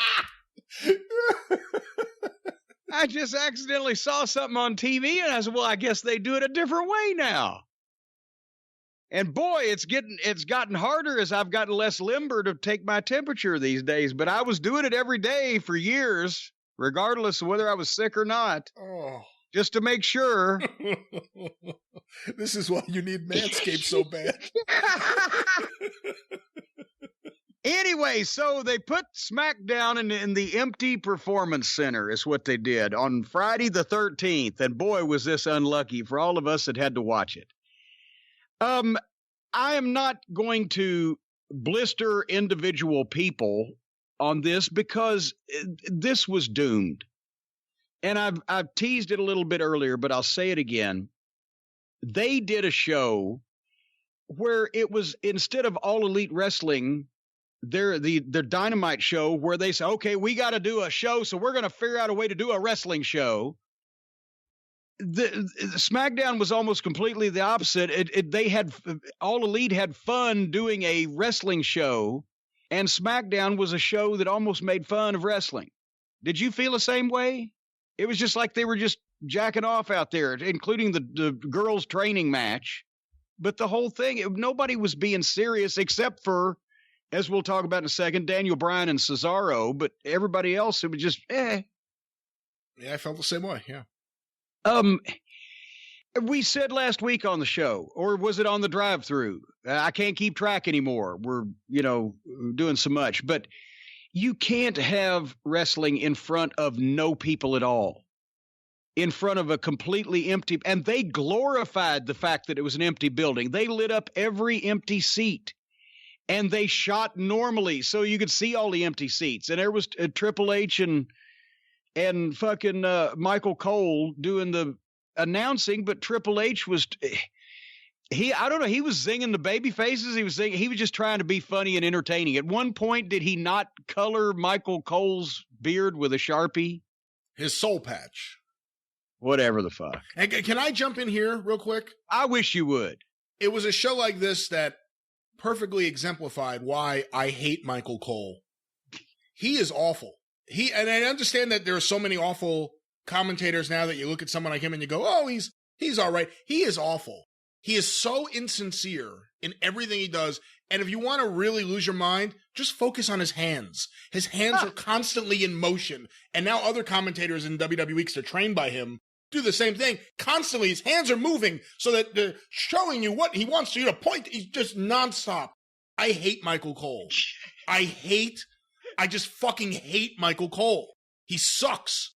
He sucks so fucking bad that I was able to put up. How do you really feel about Michael Cole? He sucks so bad that I was enjoying the jokester Triple H next to him. But he's so awful. He's just insufferable and insincere. And everything that's wrong with WWE commentating, everyone points to Vince. It's Michael Cole too. because they've all taken on little elements of the Michael Cole way of doing things. He is just so worthless as a commentator. I'm sure he's a wonderful guy. Go get a drink with. Well, I was about to say, I was going to take up for him a little bit because I've always liked Michael Cole. He's one of the few people there I'd never had a problem with as a person. He was just starting when I left. Remember, we did the SmackDown pilot, me and him together, that aired in April of that year before it became a series. Thankfully, I was already in Louisville by the time it became a series. But in his defense, that's part of the problem. He was never a wrestling fan. He was found by Kevin Dunn because he had done news, and they wanted real television people. But Michael did try to learn as best he could, but he has been, his sum total of wrestling experience has been in the WWF, WWE world, universe. And so he's never actually done wrestling. And so, of course, he's been told a lot of bad habits.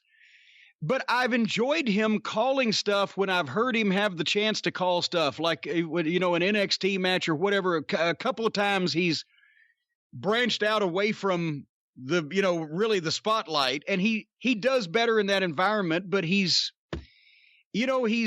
told to do things that way. And it's always the WWE universe and all. They're not as obnoxious of phrases to him because he was taught that from the start and has no other frame of reference of other wrestling to judge it by, if that makes any sense. I hate him. I hate him. He's so bad and he's so insincere. And again, like have I ever told you about the time he saved the puppy from the burning building? No, and I don't want to know about it. Was it a Vince thing? You hate him. Was it a Vince thing to move your hands nonstop? Oh, I move my hands a lot too. And not like that with him. Watch his hands the next empty arena boring broadcast they do. It'll drive you crazy. It's all right. Well, let's not just do 40 minutes on poor Michael Cole, or we'll never get through this fucking thing. It drove me crazy, as you can tell by listening to this show. God damn, calm down. Fuck, drink a bowl of Valium soup. The first match was Sasha Banks and Bayley against Alexa Bliss and Nikki Cross, and these poor girls have not only never been in that situation before, obviously, but I think most of them, I don't know where Nikki Cross came from. I bet you most of them have never actually worked an independent show in front of 12 people. So they were just way off their comfort level.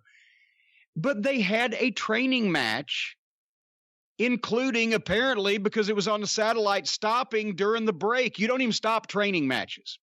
But they were working like there was people there. And they were just doing what they normally do. And it just looked And it sounded so empty and so hollow. And, here's with training matches.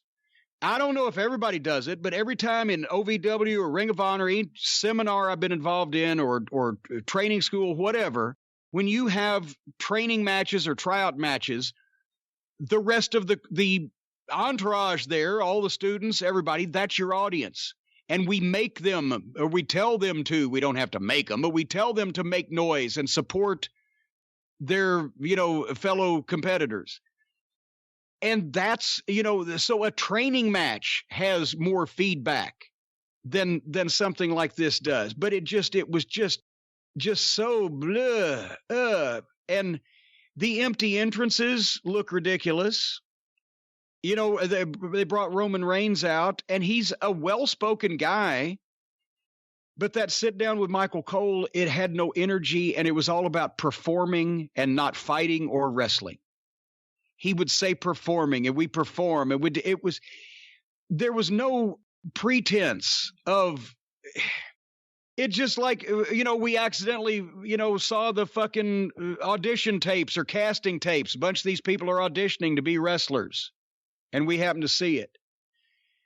I couldn't believe that Jeff Hardy's return to television came in a backstage promo interrupted by Baron Clown Corbin in his fucking, is he the king of the goddamn Cro-Magnon cavemen? Because why is a king wearing a fucking buffalo pelt on his shoulders? I don't know what this fucking outfit is.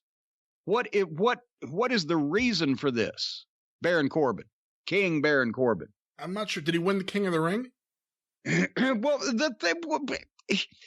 I've never seen a king that. Did you see what he was wearing? He's wearing a crown, and then he's wearing some kind of animal fur. What is he the king of? The jungle? The Game of Thrones. Oh, for fuck's sake! We just went through 3 segments in 2 minutes. Well, it ain't gonna take long, but I'm gonna talk longer about AEW, and a bunch of people might actually like it because they were on the fucking ball. If I could jump in, just, you talked earlier about the words that Vince McMahon likes and how Michael Cole has obviously adopted them like you have to if you're a commentator there. I think the word that drives me the most crazy throughout wrestling, AEW too, is perform. We're here to perform for you. And I'm just like, why would you say that? No! It defeats the whole purpose. Why would you say that? As Rip Rogers says, as seen on TV or as heard on TV. When guys want to get jobs in this business, they do the same shit and they say the same shit they hear on TV because they think that's what it's supposed to be, and it feeds on itself. But it just, And then they showed the Elimination Chamber match from the pay-per-view, which, here's the deal with that. I like Miz and Morrison. I like Morrison, so I tolerate Miz.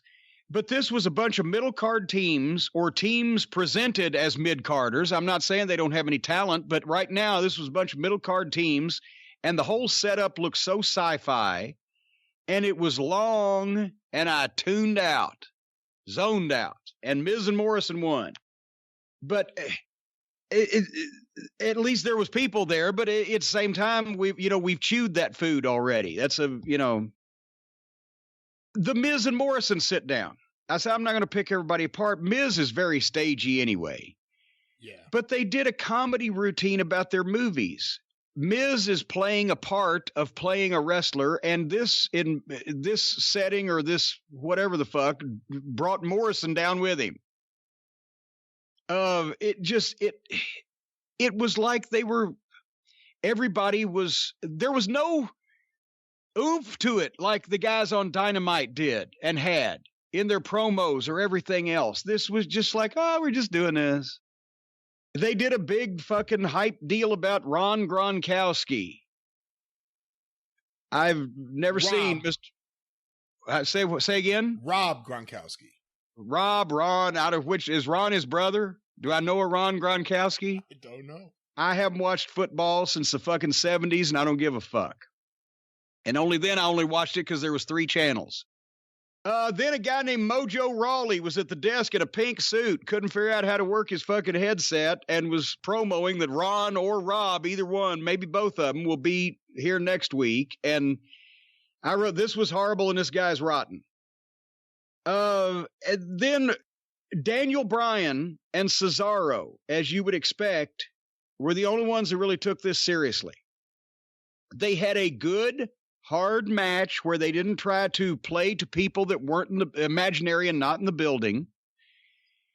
Everything looked good. They didn't go fucking crazy on doing stupid shit that would look stupid if you did it in an empty building, but they had a nice competitive wrestling match. And Sami Zayn on color, this is a guy who spent most of his early career as a mute.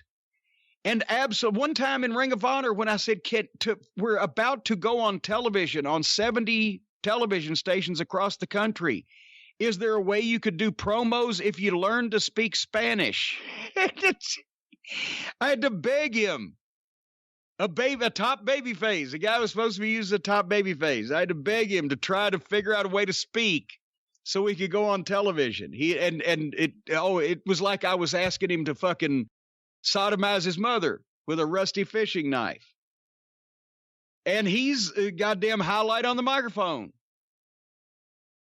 Of course, they went to a break in this match, but I wrote in my notes, suddenly a wrestling match broke out on this show. They went to a break, but they came back, and they wrestled hard and serious, and Daniel Bryan won with a small package, so the heels could get heat on his friend Drew Gulak, and Daniel Bryan could save him. And I wrote down here, if they had more guys that could do this, it might work. But I think only because of Daniel and Cesaro's backgrounds were they able to pull this off. The other guys who are used to performing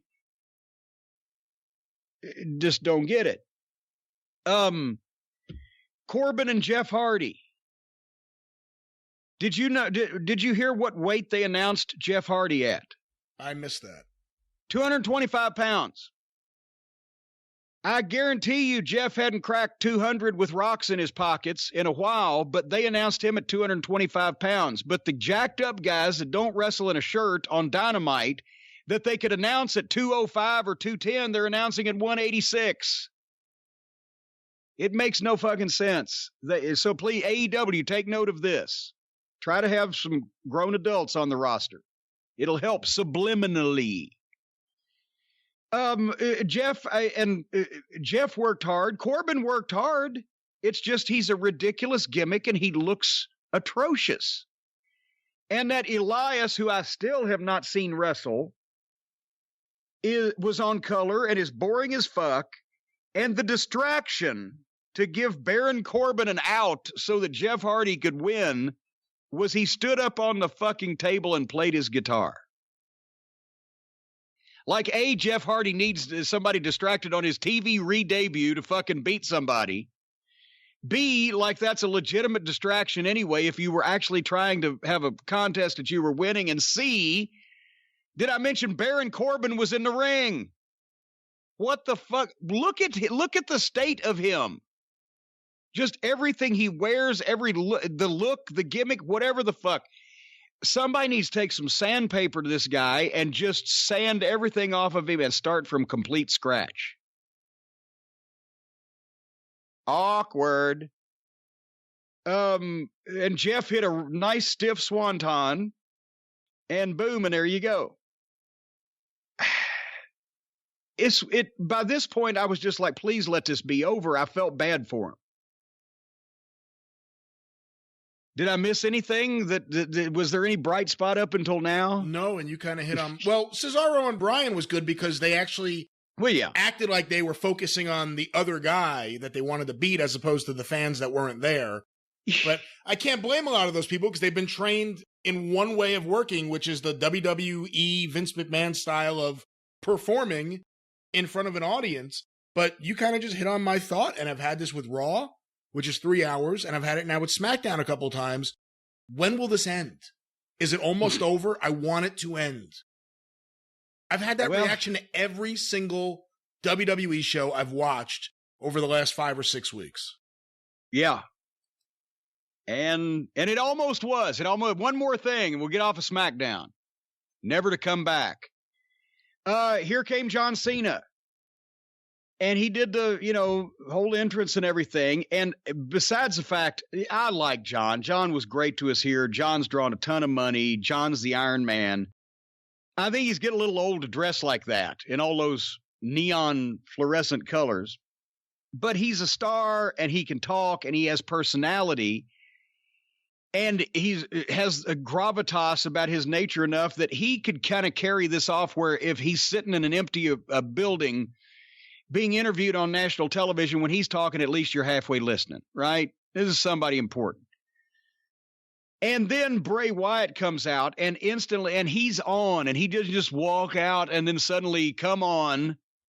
When he gets in the ring, he's on to begin with. And this guy has fucking oomph, and he can talk, and he's got personality, and he's got emotion, and he's got the Blackjack Mulligan promo genes.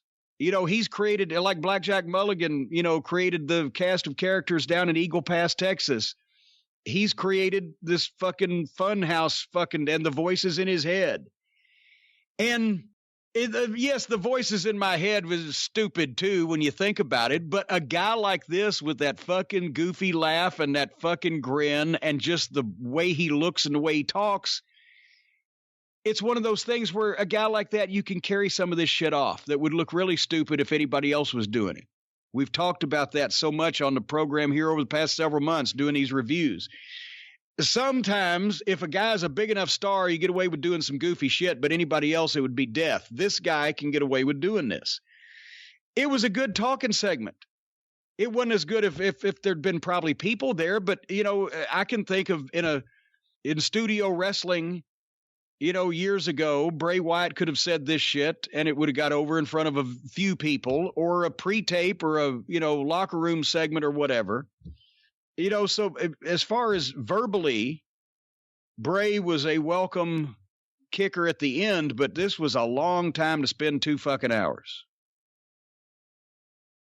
You've been telling me how great Bray Wyatt was all this time, and I just thought it was just you because you're all usually wrong about everything.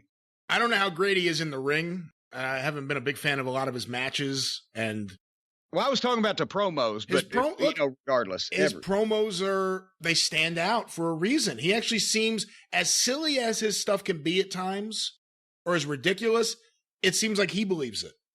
And that's really the big key there. And I told you that quote from Sasha Banks from that FCW documentary.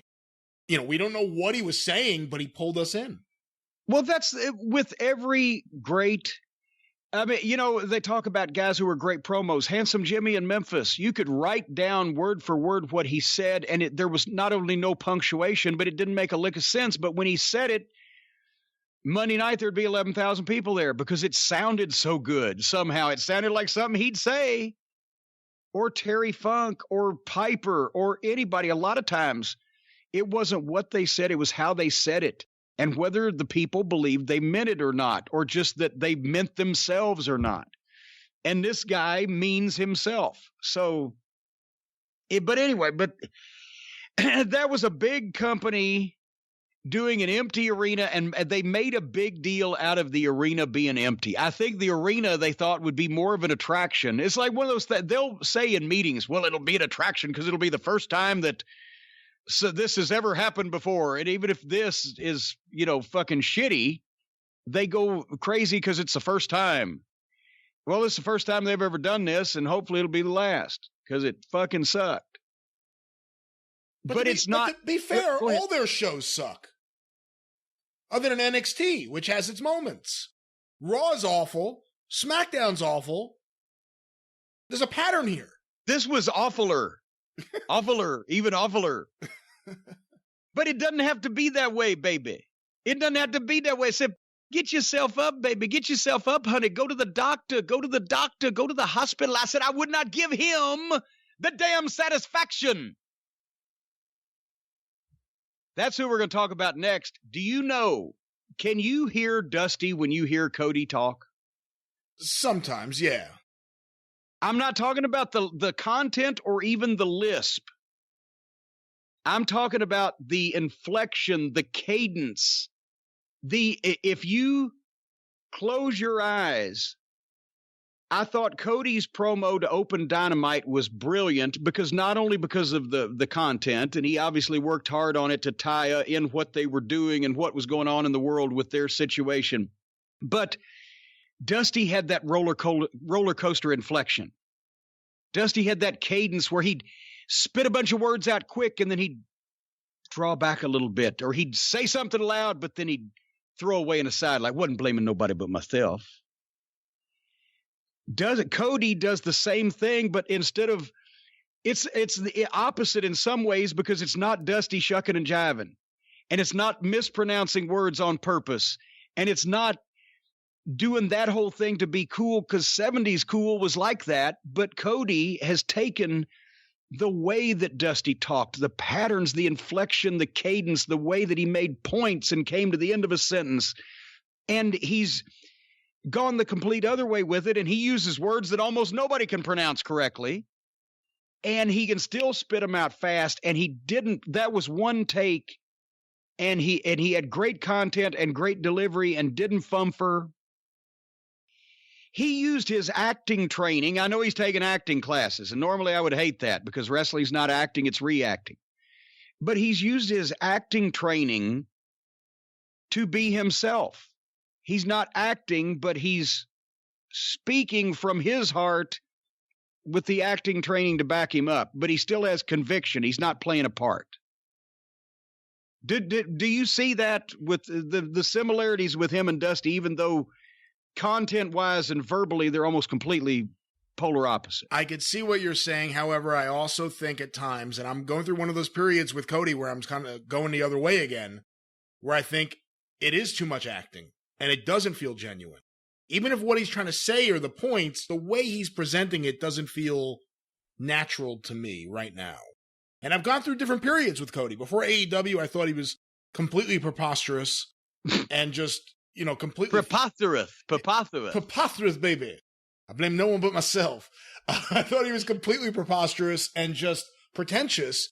And then I got into him with AEW when he had guys to, do his promos about, and he got the fire up a little bit. But now the last few weeks, I've kind of gone the other way again, where it feels too, for me, phony. I don't know. I thought he did a great job with this one because I was sitting there going, could I have done that promo that smooth? And it may just be me. I'm willing to bet that I'm probably the only person out there who thinks that right now about Cody, but that's the way I feel at the moment. I think you're in the minority on this promo. I think, but probably I've seen what you're saying in the past.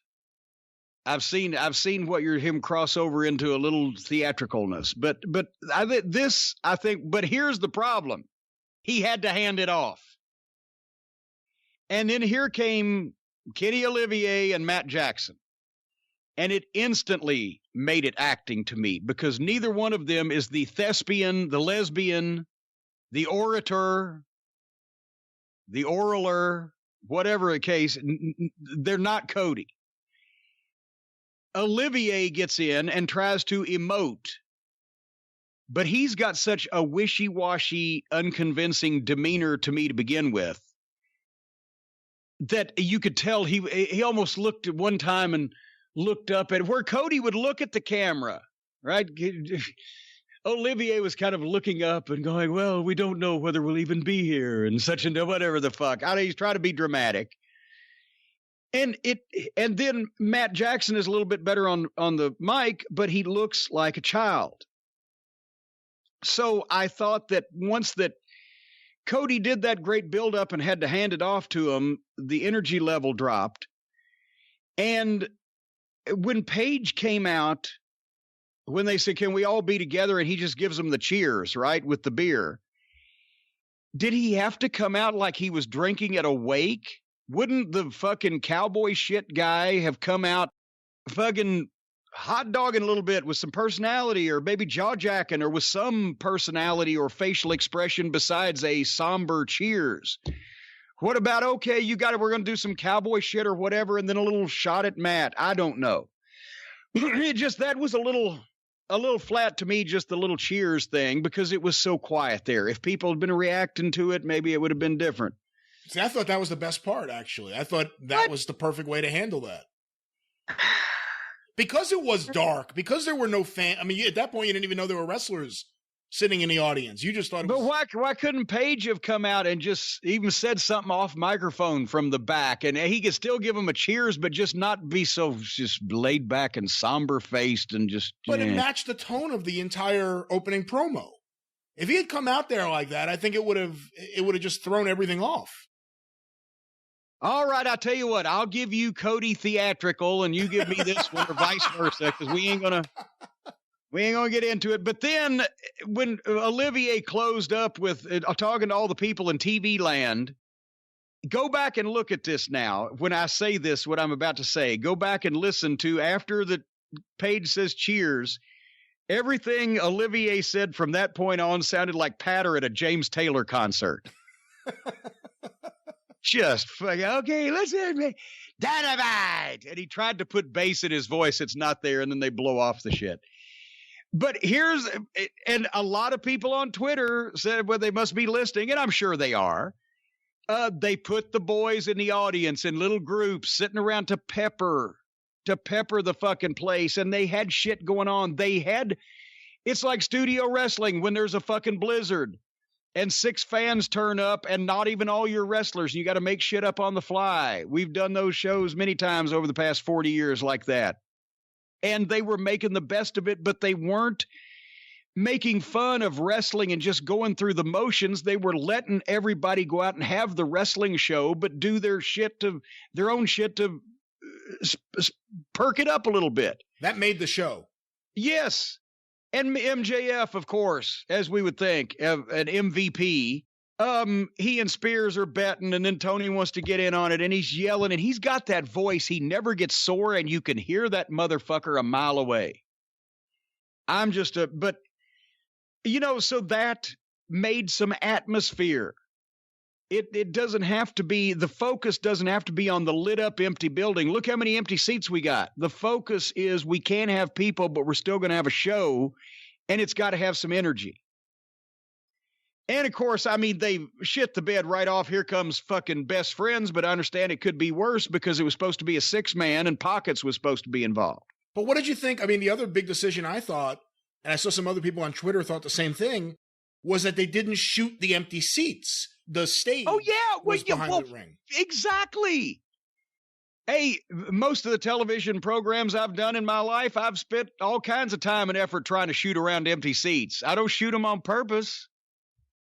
Yes, they shot the stage so that it wasn't jumping out at you that this place was empty. And you could hear some people and you could see some people, and there were people at ringside. It just wasn't a lot of them. But so you understood that, okay, this is, everybody knows why they can't have fans, but still it's death. It's just a closed set. It's fucking a hollow, echo. No, you have some energy. And it's not, I've seen people actually say they should just pipe in the crowd noise. Oh my fucking God. Besides the fact that if they had the WCW people piping in the crowd noise, when they used to sweeten the audio, when Vince started doing it, Turner started doing it back in the early 90s, and they were so bad at it, you could actually, when guys were in a stationary headlock, you could hear people hitting the mat, bumping from the match they took the cheers and boos from. But no, even if you pipe it in the building where the guys can hear it, it's recorded noise. It's not about the noise. It's never been about the noise. It's about the reaction and the feedback and the energy and so it's not even about the volume of the noise. It's about whether it's actually happening in response to what you're doing, both for the performers and for the viewer. You could play a goddamn tape of a 10-minute standing ovation audio in the background of a shitty match. It ain't going to make it any better, and it ain't going to make the fucking guys in the ring make it any better. But if real human beings in real time are there reacting, the ooh to the potato, or the yay to the return, or the boo to the fuck finish, or whatever, that's what makes this. That's what I was saying last week. You got to have some kind of feedback. It's not about the volume of noise and when it was recorded. It's about the in the moment. It's reaction, not noise. And this showed the difference. Did it not? Quite plainly? Absolutely. Which is why I told them that they couldn't do it the other way. So all Elite Wrestling listens to me, and the WWE shits the bed. Anyway, having said that, speaking of shit in the bed, I want to get real quick. I don't want to knock hardly any of this show because so much of it they did right. But Pockets is asleep on color. Fuck. Trent looks great. I like his work. I like his look. He's in shape. At one point, Trent hit a double bicep, and then fucking Taylor hit one and almost vomited. With that fucking fat skin. What do they call it? Skinny fat? Skinny or fat. Just, yeah. How about fucking 10 pounds of shit in a 5-pound bag is what Chuck Taylor looks like. With that fucking muffin top and all that bullshit. This was a good match, though, Best Friends and Lucha Brothers, because it's the first time I've seen both teams actually work inside the ring. The majority of the match, no dives till the finish. There was heat, and there was a comeback by the Lucha Brothers, and then because both teams are nominally baby faces, there was heat on Trent, and then a comeback by fucking, of all people, Chuck Taylor. But they tagged in and out most of the time. They worked it, as I said, inside the ring. They didn't go 100 miles an hour. They didn't do all the shit they normally do. This was the best match I've ever seen. Best match I've ever seen either team have in terms of just having a good, quality, logical, understandable fucking wrestling match. At one point, Trent tried to dive through the ropes and made it look like a monkey fucking a football, and he just had to jump on out. And then they did a few more dives, but they were going to the break. That was their break spot. But this, even with people I've not been fans of, looked so much more like a real wrestling match than anything on SmackDown. It looked like a real wrestling match on a real show that just 15 people came to, rather than a fucking practice match in front of a completely empty place like SmackDown. I don't know why. Once again, they set up a spot so that Pockets could jump off the stage backwards on the Lucha Brothers with his hands in his pocket. And that looked stupid, obviously. It got a little confusing at the end, but then they hit the finish on Trent. Stand Trent there and then stand Chuck Taylor there. And they didn't beat Taylor, they beat Trent. Fuck. But as far as that, right until the finish, where they, like I said, they went a little sideways, you know, with some stuff and just back and forth. They even tagged in and out and observed rules and had a match. And it's amazing that it took, actually, it might not be amazing. It might be prophetic, something that I've said in the past. It took a national crisis and a worldwide pandemic, but All Elite Wrestling did the best television program they've ever done. They rose to the occasion. Do you realize you've said that about the last few shows? This one, now I know what All Elite can do because I'm not even all the way through it yet. I know what they can do if they minimize the stupid and they maximize common sense. Yeah. I know what they can do now. And by the way, what is Sean Spears thinking putting money on Best Friends? Well, we didn't. That's why MJF was gambling with him. He found a sucker.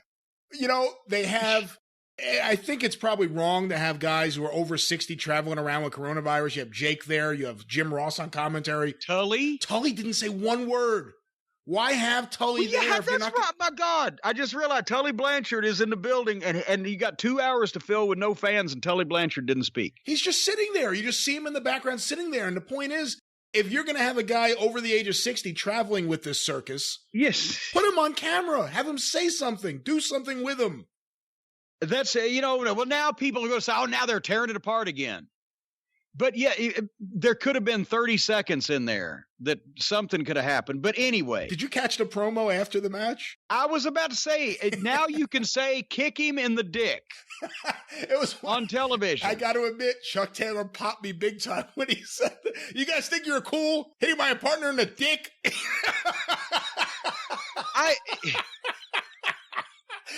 That's the best moment of his whole career. Popped me.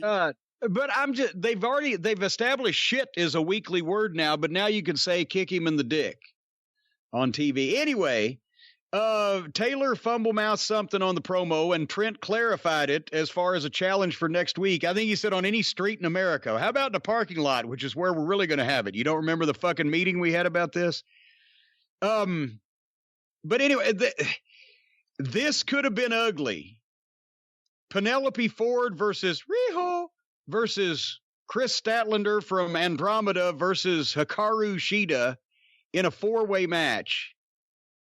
This could have been ugly, and there were parts of it that were ugly, but this was still worlds better than the SmackDown girls tag with more highly trained girls because they once again actually had attempted to have a real match.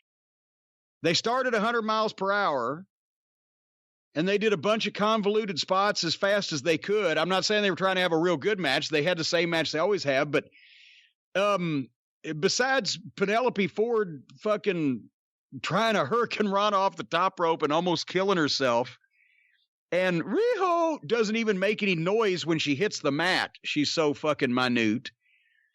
Everybody hit everybody with everything, and they were trying hard. I can't fucking fault them, even though there's a lot of greenery in that match. But it still wasn't as bad as the SmackDown girls tag. They weren't even serious. They were having a practice match, as evidenced by, like I said, when they stopped during the break. They could have just grabbed a fucking headlock. They didn't have to stop. Anyway, these girls, I can't fucking blister them. Of course, we knew Colt Cabana had to do a bit while he was there, but he got into it, slapped the shit out of that Kip Sabian, didn't he? That was the best thing I've ever seen Colt Cabana do. I've been very critical of everything he's done. I thought he handled the promo just fine without being too silly. Yeah. And then when he mentioned Kip, the camera just slightly moves and there's Kip. And I got to say, his reactions to everything were great. I mean, the reaction to the slap in the face was fantastic until you remember that this guy's a wrestler and he has to get in there and you have to believe that he has a chance to win because he kind of was just a pussy boyfriend of Penelope. Well, yeah, that's one thing. Sabian looks like he's 14 years old, and he got slapped in the face, and just like, oh, well, okay, see you later. But it was a good slap. Do you hear what Cabana goes, what, did you forget I'm a wrestler? Tried, but we can't, Colt. I thought that was a really good segment. What did you think on this topic? And I thought Penelope Ford, she seems to be doing pretty good. I mean, she's a little green still, but I don't know. She has a lot of potential, and she looks very good. She was way over her head in this one out of the bunch of them. What did you think about the idea they had Taz as the third man and Tony as the interviewer? Oh, much better, because Taz has so much energy. And I really like Taz. He sounds, because he is a big-time sports fan anyway, has been on sports radio here for however many years, whatever. He sounds more like a technical color guy that Tony's kind of at a bad spot because JR is the play-by-play. Excalibur nominally is color because he's the ex-jock that is supposed to have been in that position. It's just he was in that position in front of 14 people in a fucking barn and nobody knows he was ever a wrestler. Taz, everybody knows he was a wrestler, so he's in a color position. Plus, he's so fucking good at it. And he's just such a glib guy and a good talker and a good sports announcer type. Tony, he's not the play-by-play, but he's not color. A three-man booth, there's always somebody in the middle, and Tony just has to kind of sometimes go, hey, boy, they're really, wow, look at this, without doing the color analysis or leading the program like the play-by-play guy does. So in a perfect world, Tony would be doing the interviews, JR would be play-by-play, Taz would be color, and Excalibur would be the drive-through guy at the Taco Bell in fucking West Covina. That would solve everybody's problems. But then who would call the Tiger Driver 98? Nobody would, because nobody gives a shit. It's not 1998. They've got a new Tiger Driver. It's the one in front of you. Get with the fucking program. Oh, spinning cornholio over the rope and about. Did you just say the spinning cornholio? I think I did. Isn't that one of the moves? It is now. It could be the next T-shirt, the spinning cornholio. I will say, though, and obviously he has years on TBS where he did this, I think Shivani is good in that role. I mean, they've had so many different interviewers, from Alex Marvez, the Dallas Page's daughter, to the NFL girl. I mean, they have more backstage interviewers than we even see. I think Tony's really good in that role, being the guy with the mic to go over to the guys and get comments, and I wish they would do more of that on the actual show. Yeah. I mean, that's the one thing they did on this show that I wish they did more on Dynamite when there are fans is promos. Just let guys get on the mic and say something. Well, and also when they're browbeating Tony, he's got that great sideways look with that like I'm being so buried here, you know. Yeah. But after Tony and Colt and the slap heard around the world, Tony was earlier in the day when it was daylight out in the parking lot with Moxley. Explain this to me, Lucy. Did he just not want to come in the fucking building?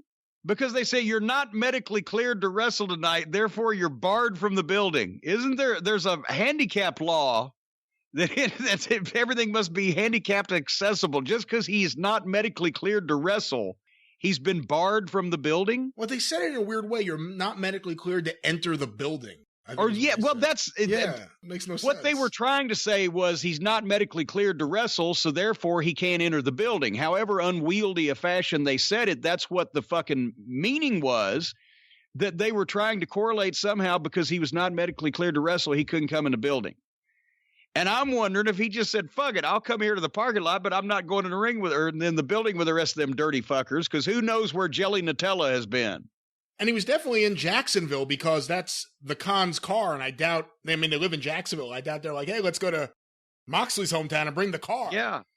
Florida plates, which they carefully decided not to show what those plates were. No, I think they have the gimmick Mox plate. Oh, did actually they? On there. Oh, okay. I think they did. Okay. I think they had the gimmick Mox plate. Yeah. Gimmick Mox plate. That sounds like a job guy on TBS in the 80s. Here he is. Gimmick Mox plate.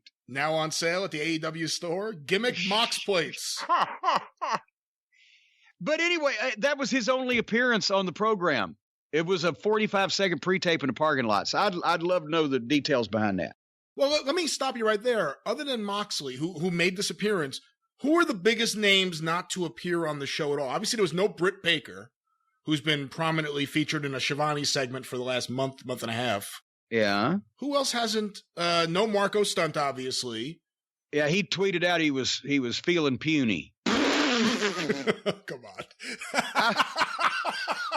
I hope part of this side effect of this disease is not rapid weight loss, or elsewise he's going to owe us some by the time he gets well. Obviously, no Nick Jackson, no. But now I hear that he's off because his wife is getting ready to have a baby, right? That's why they did the injury angle. But he was going to be in the Blood and Guts match, right? The War Games match. He was going to be. He better be. When they thought they were going to have 10,000 people in Newark, he was going to be in that match, right? He wasn't taking that off. We don't know that for sure because, again, Matt Hardy is a pretty, well, we'll get to it on the show, but Matt Hardy is a pretty big name for that audience, I would think, to be involved in this. And obviously the angle at the end of the show, they would have done that originally in front of a crowd full of people who would have gone nuts for that. This fucking guy, if I was Tony Khan and this fucking executive vice president of mine tried to take off, pregnant wife or no, we were fixing to draw 10,000 people in our biggest crowd before all the coronavirus shit. And he said, it was the same answer that Dusty gave me when I said, hey, can I have off for Boland's wedding? If it's getting mad in Greensboro, kid, because that's where you're going to be that night. Fuck these fucking pussies. But anyway, the next match was improved somewhat also because since Marco Stunted Growth was quarantined for the benefit of the wrestling fans, they had Butcher and Baker in a tag against Jungle Boy and Luchasaurus. That ought to be the team. Or what did MJF call him on Twitter or whatever? Dino Douche? I didn't see that. Yeah, Dino Douche. And I wrote down, with no Marco Stunt, this team looks like something. And there's MJF at ringside bribing the heels. Hey, make sure you do blah, blah, blah. I've seen over the last couple of weeks, Luchasaurus would be a project. If they really want to push him and get the most out of his appearance, he's going to be a project. Because we found out last week he can't sell. Awkward selling, and he's got that nerdy voice. He sounds like the fucking guy behind the counter at the comic book store instead of a giant monster. He does the 65 million years stuff. But you could save him from himself if he didn't talk at all. And, it would be hard. He'll have to learn how to sell eventually because he's going to be in main events. But just leave him as the fucking tag team partner of Jungle Boy. Make him a mute. Because every time he opens his mouth, it harms him. And just give him a spot at the beginning, give him the hot tag, let him clean house. Because he's not up to, work-wise, taking care of himself and getting himself over doing anything else. But there's that he's got an awesome look and he can do some great shit athletically. Sometimes he works the apron like a zombie. Jungle Boy was getting the heat put on him and Lucha, he was just leaning over waiting, like, what the fuck?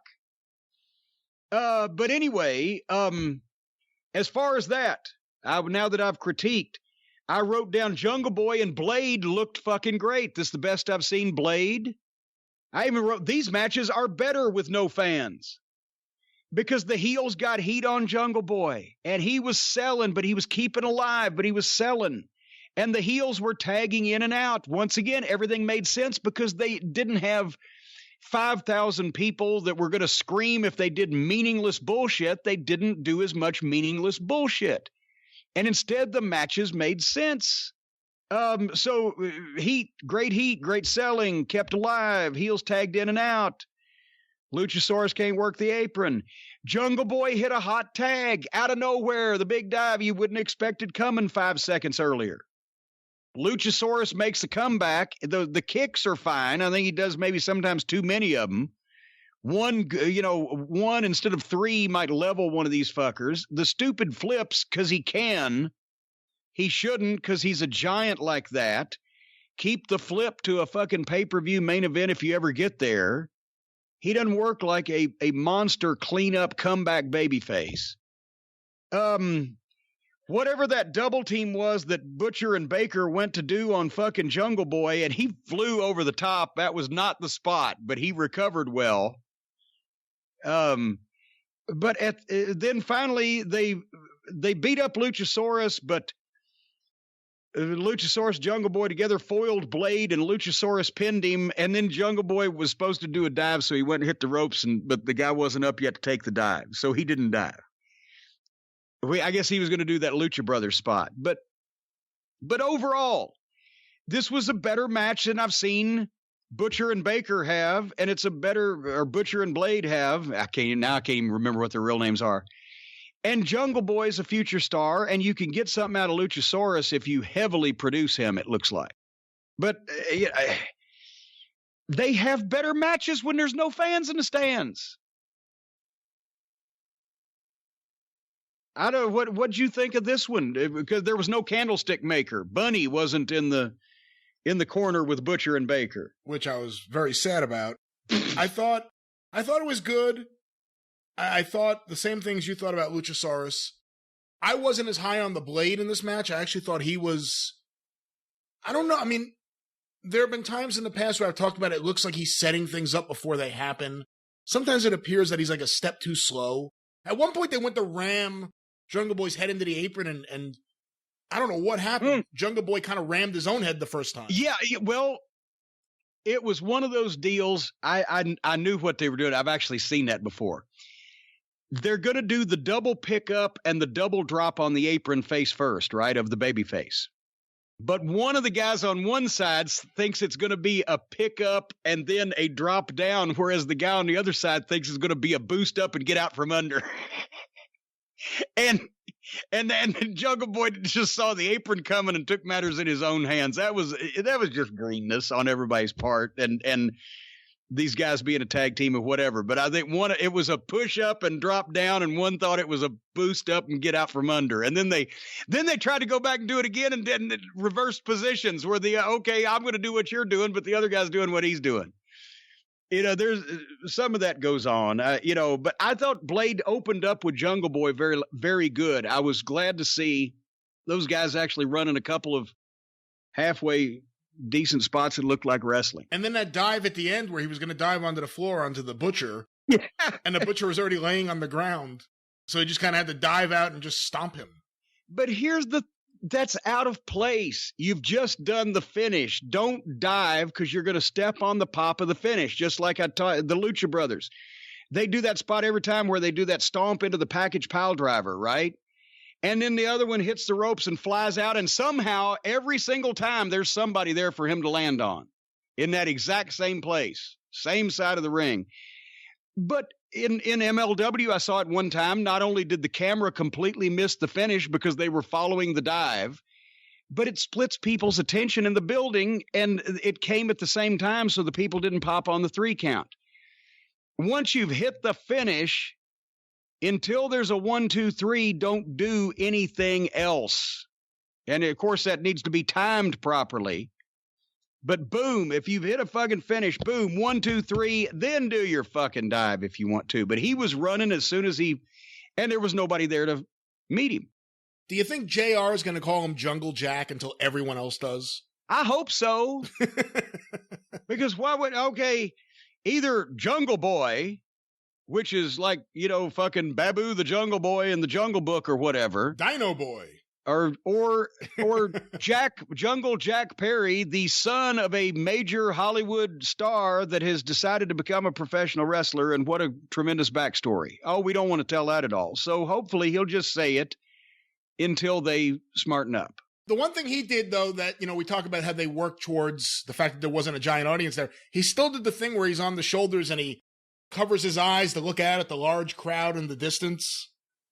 You know what I'm talking about? He puts his hands above his eyebrows. Well, I just actually thought that because every time I come out on one of those fucking stages, I do that too because the goddamn lights are in my eyes. I can't see anything. I don't want to fall down the fucking ramp. I hate all those lights and shit. They'll burn your corneas. Anyway, okay. I'm going to ask you a question now because the next segment was the Dork Order in-ring promo. Does Pizzeria Uno sound to you more and more like Mark Gouline every day? Oh, that's so unfair to Mark Gouline. That is so unfair to the House of Gouline. This is so fucking hokey. The gimmick is hokey. Their appearance is hokey. The way he talks is hokey. The whole thing is hokey. SCU interrupted Chris Daniels. That was the best interview he's done on this television program that I've heard so far. I agree. Just telling Uno he was full of shit. And he at least picked the energy up here. And this was not entertaining man Chris Daniels just dancing around and flipping his dick everywhere. This was serious Chris Daniels telling somebody they were full of shit. I like that Chris Daniels. But then they had to do the Exalted One video on screen. Here is what I wrote. I want to quote this. This is some fucking cable access level shit right here, folks. That's exactly what I wrote. Because what the fuck, I'm not knocking this guy as a talent. I'm sure I don't know him. I don't know that I've met him. Brody Lee, Luke Harper, whichever name. I'm sure he was very underutilized in his previous position. However, their new leader, their new boss, the guy that we've been milked on all these weeks is a former WWF undercard guy. And this is supposed to be an incredibly shocking revelation.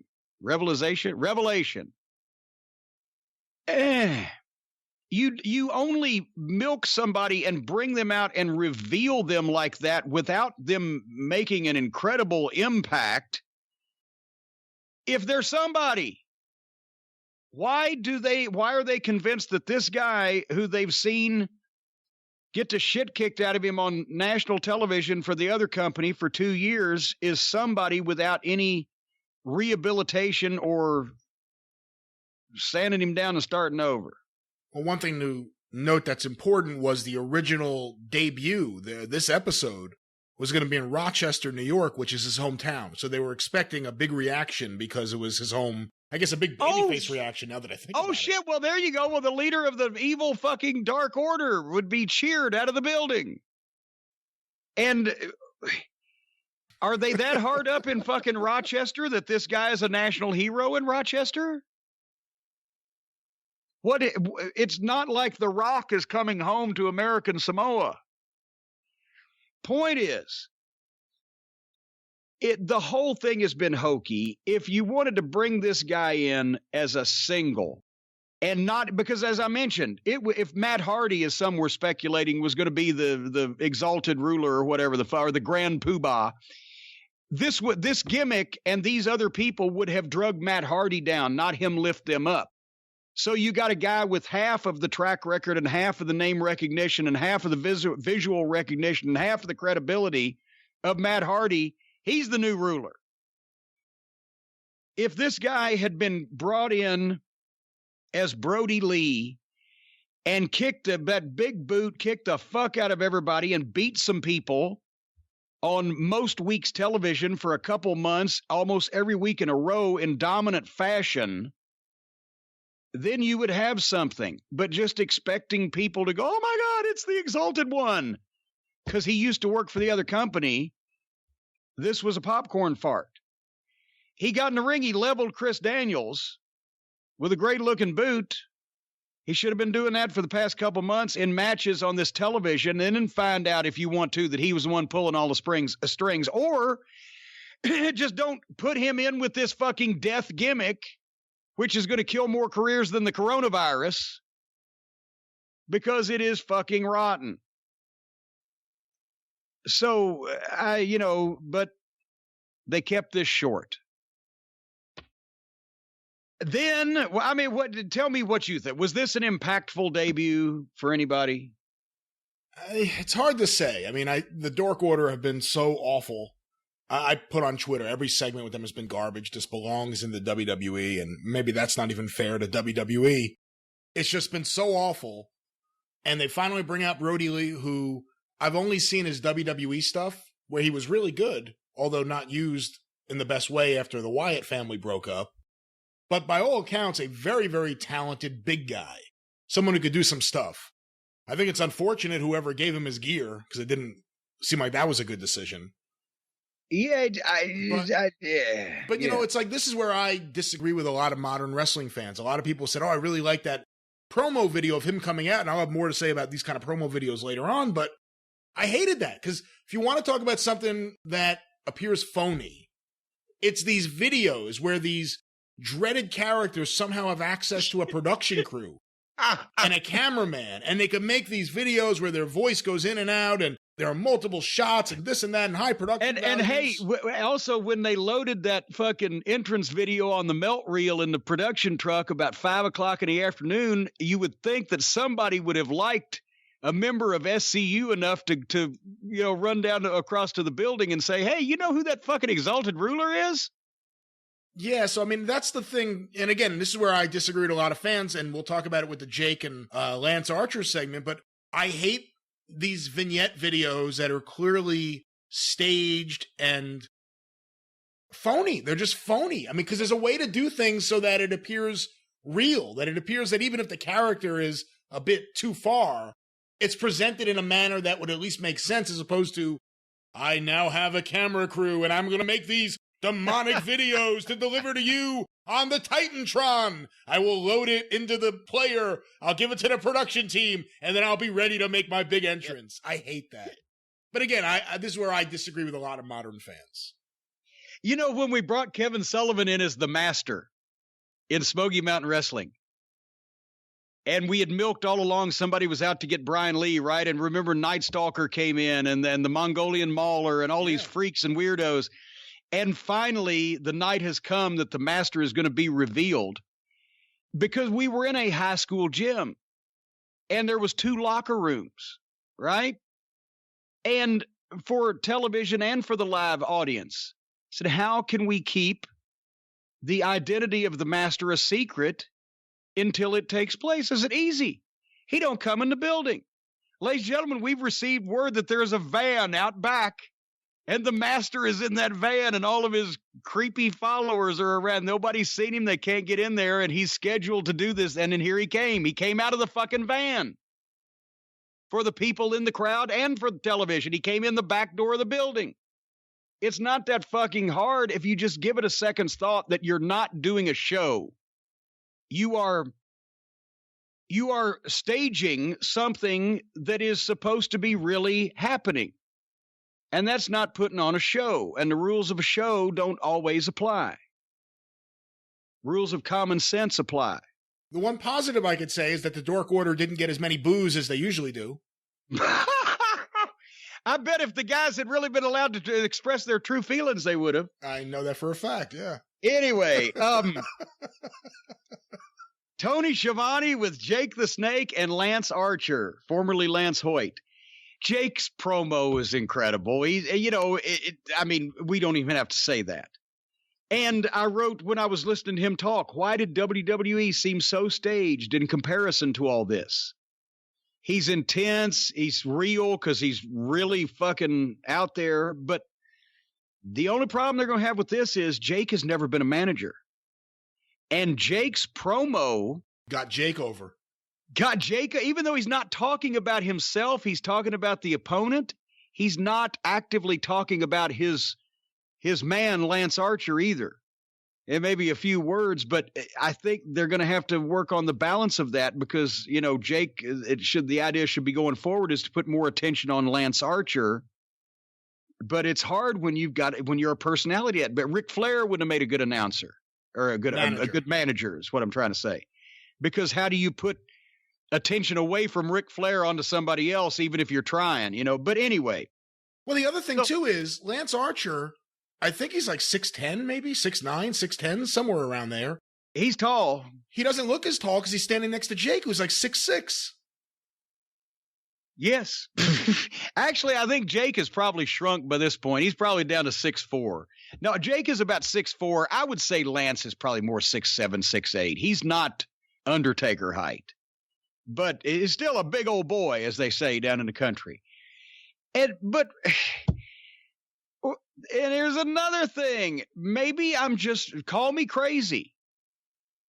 but he's been here for 2 or 3 weeks. I want to get your comments on whatever the fuck that video was. I said, what the fuck? Is this a movie? What the fuck is this? A ring in a backyard with all these people? And it's one of those things that I don't like because it's obviously done in multiple takes, but they're doing wrestling moves that look as real as the real wrestling moves done in the matches. Therefore, that's a fucking giveaway and you shouldn't do that. But shouldn't he be kicking somebody's ass in front of, well, I started saying in front of people, in front of the cameras rather than in a taped vignette like Wardlow? Until he actually had the match with Cody, we didn't see him do anything physical except the fucking movie style. It's phony.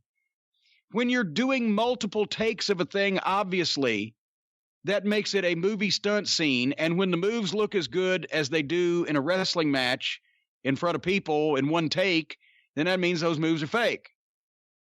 So don't do that shit, as I just said.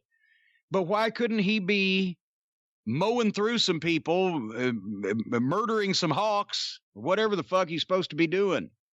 Why do we have to have stagey shit and obviously phony produced shit instead of real shit? So I don't know how they're going to get him over with that. I completely agree with you. And again, this is where I differ because I tweeted something about that and everyone disagreed with me. I said, great promo by Jake. I don't like this theatrical stuff. I mean, the camera's behind them walking to the ring. The camera's in front of them. There's a drone on top. You never see one cameraman throughout the whole thing. Multiple shots, multiple takes. For some reason, they got every job guy who's under 5'6" in there, but it just, to me, was so stagey. I hate to use Cornette words, but so stagey, so phony.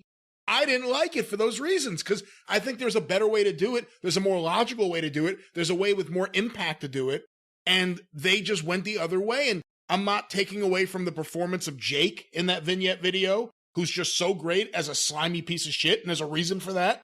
I'm not taking away for the fact that him killing these guys could be kind of cool, but the way it was done for me takes me out of the show.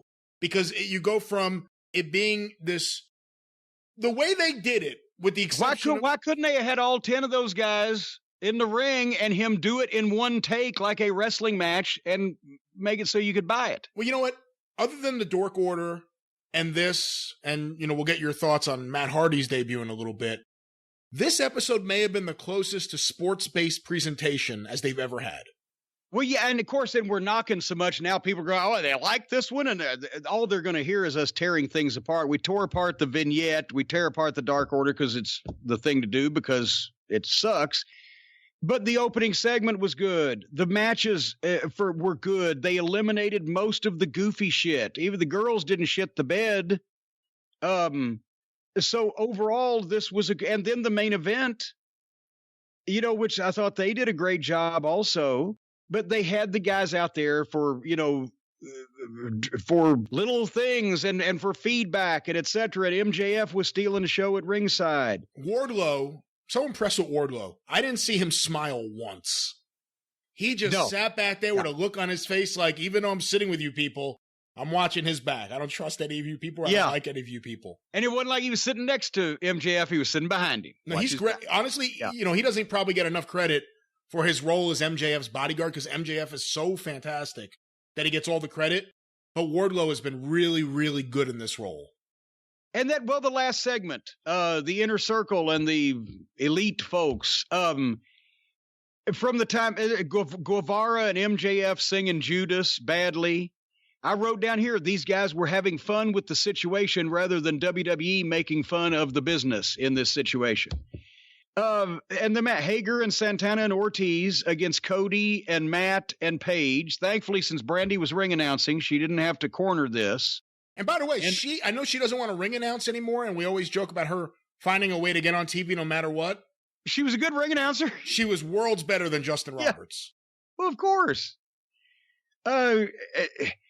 And Omega and Arn, I guess Omega has a broken hand he's got a broken pinky.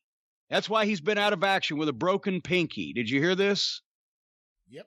That's why he cannot compete. Ricky Morton literally had a broken hand. When somebody tweeted the clip of me cutting a promo about Ricky Morton wearing a cast on his hand, When we were working a program, the first big program for Crockett with him, Ricky Morton broke his hand, his actual hand, and put a cast on it and never missed a fucking match. And this guy's got a broken pinky, which I could make all kinds of fucking jokes. But anyway, I love this also, though, from the time Jericho said, well, there's Arn Anderson with his Waffle House menu, the clipboard that he has as a coach. Jericho was great on commentary. Yeah, Jericho was fantastic. He was being entertaining and still being a heel and getting shit across. Cody and Santana was tremendous. They worked. Again, this match, there were heels and baby faces, and they worked. They didn't just start doing every move they ever knew.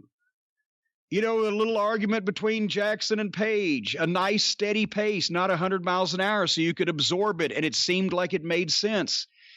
They got some heat on fucking Cody, and he sells so well. And of course, Road Warrior Buck, I wrote, was the toughest guy in the building. At one point, instead of just trying to go stick the fucking heel to try to help your partner without breaking up the heat, he jumped on one of the heels and just peppered the guy with 86 punches, which is called basically throwing a wet blanket on the fucking heat. You're shitting on your partner because the guy in there selling has built to a certain level. And when the babyface has to come in and do something unless he's given a reason not to. So a lot of times on the heat, if there's been a double team by the heel and the partner that's having the heat put on him goes down, the babyface has to come in and grab one of those heels by the fucking shoulder and spin him around and punch him one time. And then the referee steps in and starts backing him up, and he's protesting as the heels are feeding on the corpse while the referee's backing the partner out. But he made contact. He did something, but he didn't throw a wet blanket on a fucking heat. He didn't make it all for naught. He didn't make you have to start again. He didn't make a comeback at that point while his partner is still selling. He did what he needed to do to keep himself alive for the people and to make it look like he was trying, but still not interfere with the heat that his partner is fucking setting.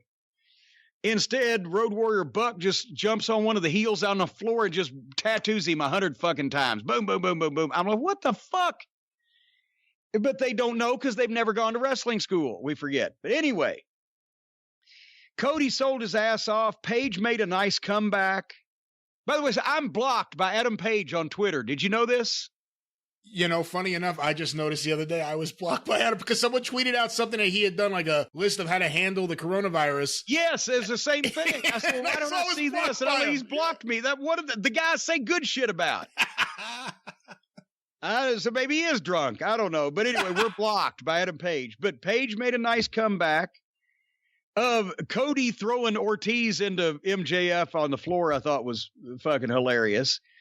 And then it got complicated. They went through some shit, back and forth, blah, blah, blah.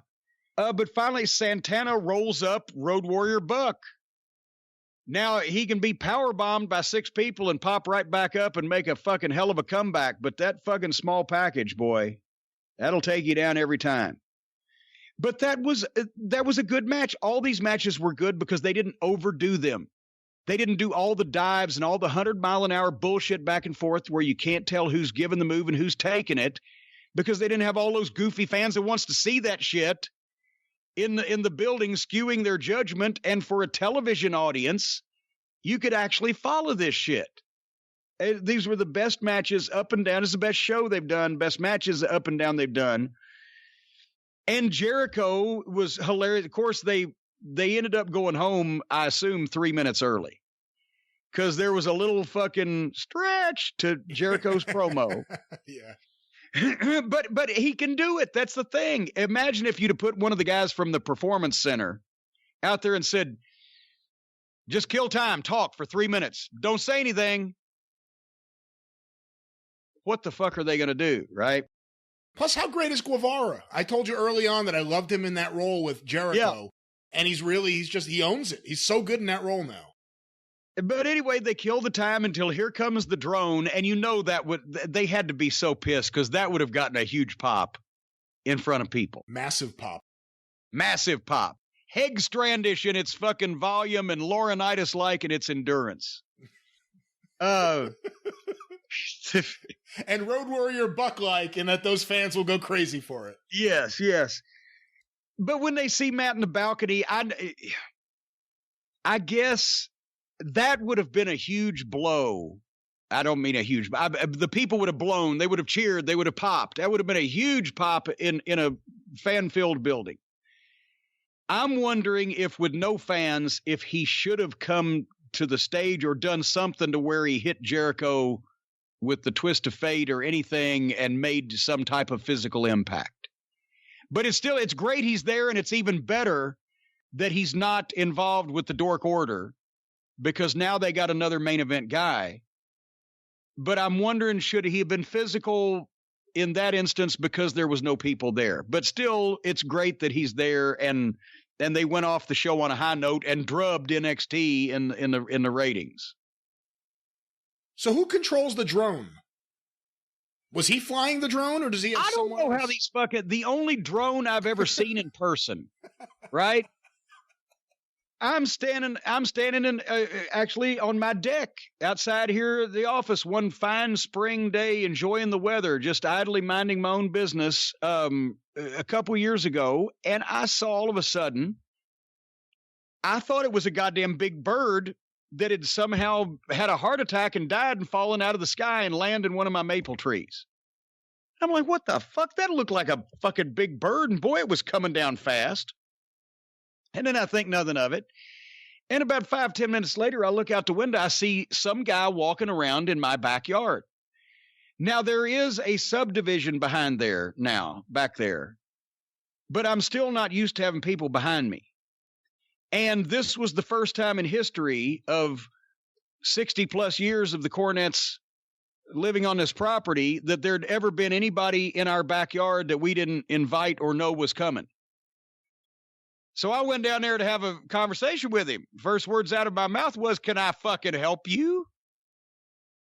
I'm looking for my drone." Turned out as one of these yahoos lived over here in the subdivision back there. He didn't come over my fence because it's an 8-footer, but he had come over from the neighbors and then popped over my fence. But the point is, he's looking for his drone that has fallen out of the sky. But he's way off. He's like 200 feet off. I said, "I'll show you where it is." I just saw it, and I take him to the tree, and it's like 30 feet up in the fucking tree. I said, "Can you can you operate it so it'll fly out of there?" He said, "No, it's kind of dead." I said, "Well, I ain't climbing that tree, and you don't need to break any of my branches, so how you going to get it?" So we got a long pole, and he shimmied up as far as he could, and we knocked it out of the tree, and I saw the drone. That's the only drone I've actually ever been around in person. If that guy only knew how lucky he was your mother wasn't there. She would have met him with a shotgun. No, she gave Larry the shotgun a long time ago. She would have met him with a .22 rifle. Anyway, but AEW, All Elite Wrestling, empty arena for what was that, March 18th? From me to you, you did more of the good shit and less of the bad shit. And that's what I've been trying to get you to do. And through one lucky break or another, most of your comedy bullshit wasn't there, and it helped the program immensely. And the guys were allowed to be themselves and inject some of their personality into the program rather than being sanitized of all personality whatsoever. Does it give you hope for next week's show if they have to continue with the empty arena format? Well, if they do it like that, and now because now every single one of those guys, I'm sure, has ideas. I would imagine MJF has a million of them, of what else they could do to make it entertaining. And so they could do that, in my opinion, for a few weeks if they had matches this good and they had the patter around ringside. But they kept saying on the next Dynamite rather than next week because they don't even know, what the situation is, like none of us do. But they can't have the blood and guts match in an empty building. They better not do that. Yeah, that's what I'm thinking they're going to do, unfortunately. Well, no, boy, I'd hate for them to just get one fucking round of applause one week, but no, do not do that. No, do not do that. That match needs the crowd. And besides that, if you give them away the first one for free on television with no people and it sucks, then they're going to have to go back to Newark and make those 10,000 people happy again at some point. and they need to give them that match. They're going to take it on the road for the bash. Isn't that what you do?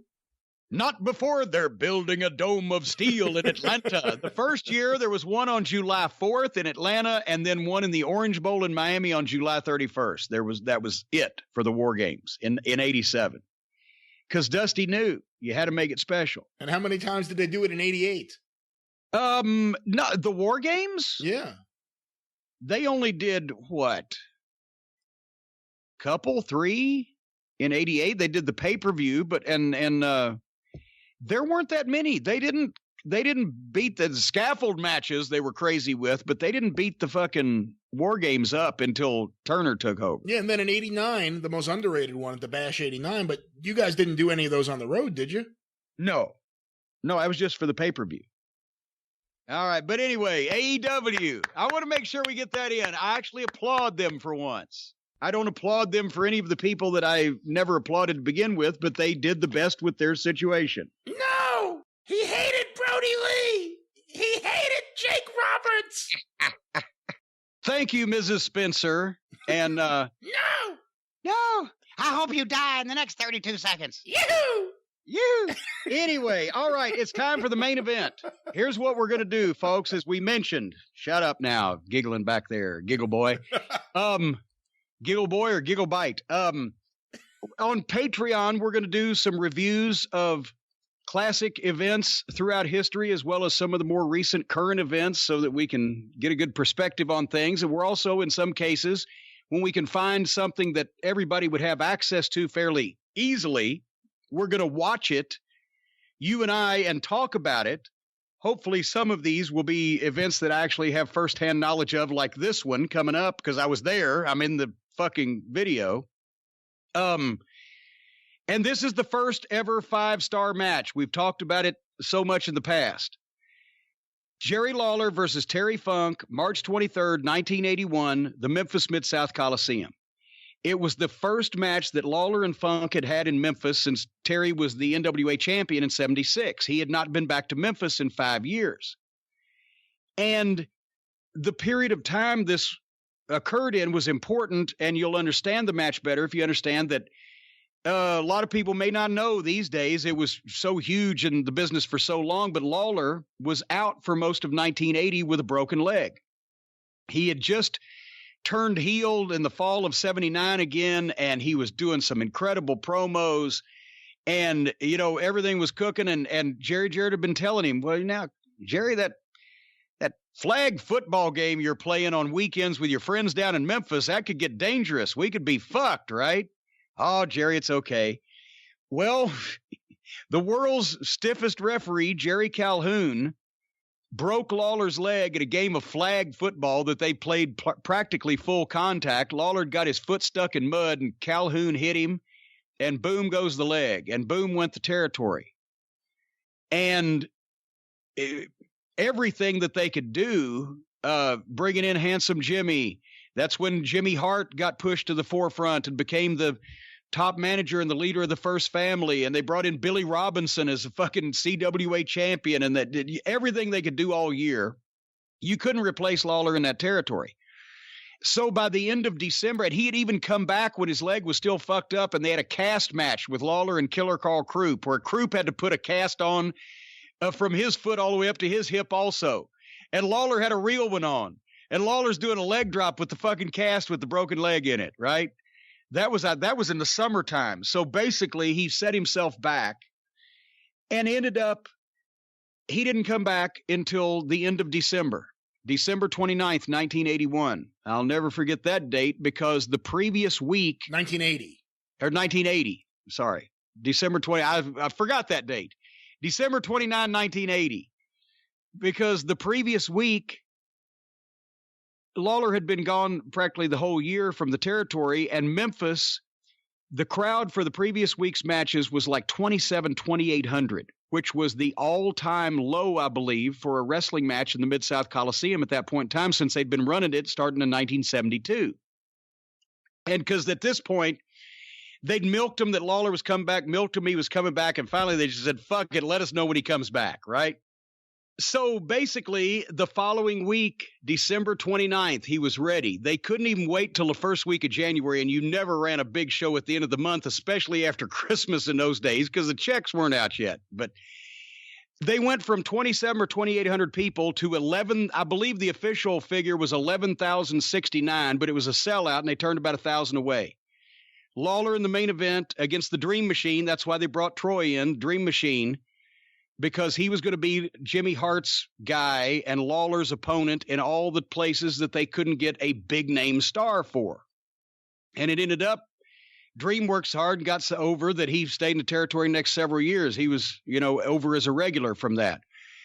But the idea was Jimmy Hart would bring in bounty hunters to break Lawler's leg again, because Lawler made no secret of it that he was going to go through whoever Hart had, and he was going to get to Hart, and he was going to break Hart's leg because of the whole, when Lawler had broken his leg, Hart the next week on TV gave Lawler's crown to Paul Ellering and said, what do you do with a racehorse when he breaks his leg? You shoot him. Lawler was not cued in on that ahead of time and watched that laying in Baptist Hospital in Memphis with a broken leg and was highly displeased, which Jimmy Hart always swears to this day is why that when they were handcuffed together when Lawler was making his comeback, the first thing Lawler did was break Jimmy Hart's jaw. Anyway, all these people were going to be brought in by Jimmy Hart, break Lawler's leg, and put him out, because if he doesn't, he's going to get even with me. He's going to break my leg, which he ended up doing that summer in a match. Not for real, like the jaw, but in story. So they brought Hulk Hogan. They brought Crusher Blackwell.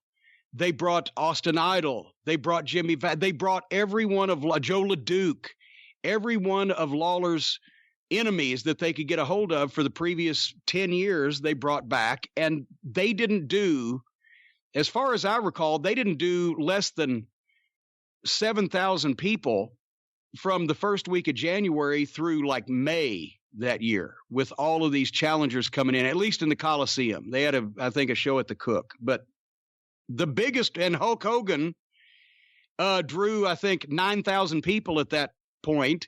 And that's the famous footage where it looks like Lawler won by pinfall, but he really didn't. But if you look, they edited it in such a way, but he did get the full body slam on Hogan. Anyway, one of them was Terry Funk that they brought in, and another one was Dory. And then they started having tag matches. I mean, one night, I went down specifically from Louisville to see this. They had Lawler and Jack Briscoe versus Dory and Terry Funk. And that was, and then they had Lawler and Plowboy Frazier in a Texas death match against Dory and Terry. And that was great, but different in its own way. But the first match between Lawler and Funk was made a no disqualification match, because they knew they were going to work a program and they wanted to do some crazy shit in the first match. That's why this match that we're about to talk about is a no DQ match, even though this was the first time that they had faced each other. And this was, as I said, at the end of March, so people were getting used to the fact that Lawler was knocking these guys down because he was beating everybody. And that's when he had done the strap before as a babyface. But this is when the strap really started getting established. And at that point, every time that he had dropped the strap, since he had come back from his broken leg, he made the comeback, they went in the finish, and he usually won. That's why what they did in this match when the strap came down gets a roar from the crowd, because it didn't actually mean the finish. Lawler drops his strap. Terry's fucking ready to go. Lawler rubs his hands together. He's ready to go. And the people just come up because, oh shit, there's going to be more. It was that simple, because he had trained them and done it at such the right time through this whole thing. Anyway, the reason why this is the first 5-star match is because both me and Weasel Dooley, we knew that we had to see the first match in 5 years between Jerry Lawler and Terry Funk. So we drove down to Memphis, and I shot pictures at ringside, and thankfully I did. And the rating system had been established the previous year, as the story's been told, from me reading TV Guide or the Leonard Maltin movie review book and talking to Norman Dooley on the phone. And the scale was this. 1 star meant, well, we couldn't wait for that to be over with. 2 stars was, well, that was about what we expected. 3 stars was, wow, that was a really good match. And 4 stars was, holy shit, they tore the house down. Otherwise, there was no criteria because all the matches were different and we weren't looking at work rate. We were looking at how we saw it in that arena at that time. So there was only 4 stars because there were only 4 stars in the movie reviews, right? But when we finished watching this match in the building and the people, I mean, the crowd was so drained that it was almost like they were all having a cigarette. As a matter of fact, it was before the smoking laws. They all were. They were horrified by what they had just seen and excited at the same time. This was the goddamnedest thing you can tell on tape, but this was the goddamnedest thing to see live you've ever seen because you could hear all through the Mid-South Coliseum Funk shrieking at the top of his lungs, "Pig! You pig! Suey pig!" He's fucking insane, and you see the blood spurting because Lawler, not known as a bleeder, hit one for this occasion, and he's wearing the white tights. And you can see the blood spurting out of his head as he's shaking his head, and you can see Funk's eyes and just the way that they did this. It got to the point where when they finally go outside for the finish and Lawler is giving Funk that chair back and he's whacking him with it, you watch the fans in the front row and they are literally backing up over the backs of their chairs, horrified, trying to get away from these fucking maniacs. And so me and Weasel looked at each other and said, God damn, that's more insane than anything we've ever seen. It's 5 stars. And that's how the first 5-star match came to be. But I wish there was better footage. And then again, I don't, because I like the old style of Memphis, the camera in the stands. It looks like old fight films. There's so much more credibility to it than the high def camera in your face, multi-camera shoots of today. But I wish the manner in which this was shot, they put a camera about halfway up in the stands and they were shooting on 3/4-inch U-matic tapes for the old television personnel in the audience. And they ran a microphone cable about 150 feet down to ringside from the camera to Lance at the announce desk. And so that's the audio you get is from Lance's microphone. While he's doing commentary, the audio from the crowd is him sitting in the middle of the building, but the ring's not mic'd. The people aren't mic'd. You can still hear Funk shrieking and Lance calls attention to it. And they could only zoom in so close because they were so far back from the fucking match or from the ring to begin with. So you can't really get the close-ups of the spurting blood in the head and everything, but you get an idea of what this chaos was like. And it's the people that you need to watch as much as the action in the ring, because listening to and hearing and seeing the people starting to live and die with every move and every change of momentum and every change of offense and defense is what made this thing partly, what it was. But anyway, we've gone on YouTube and we found that there's 2 versions of this match, right?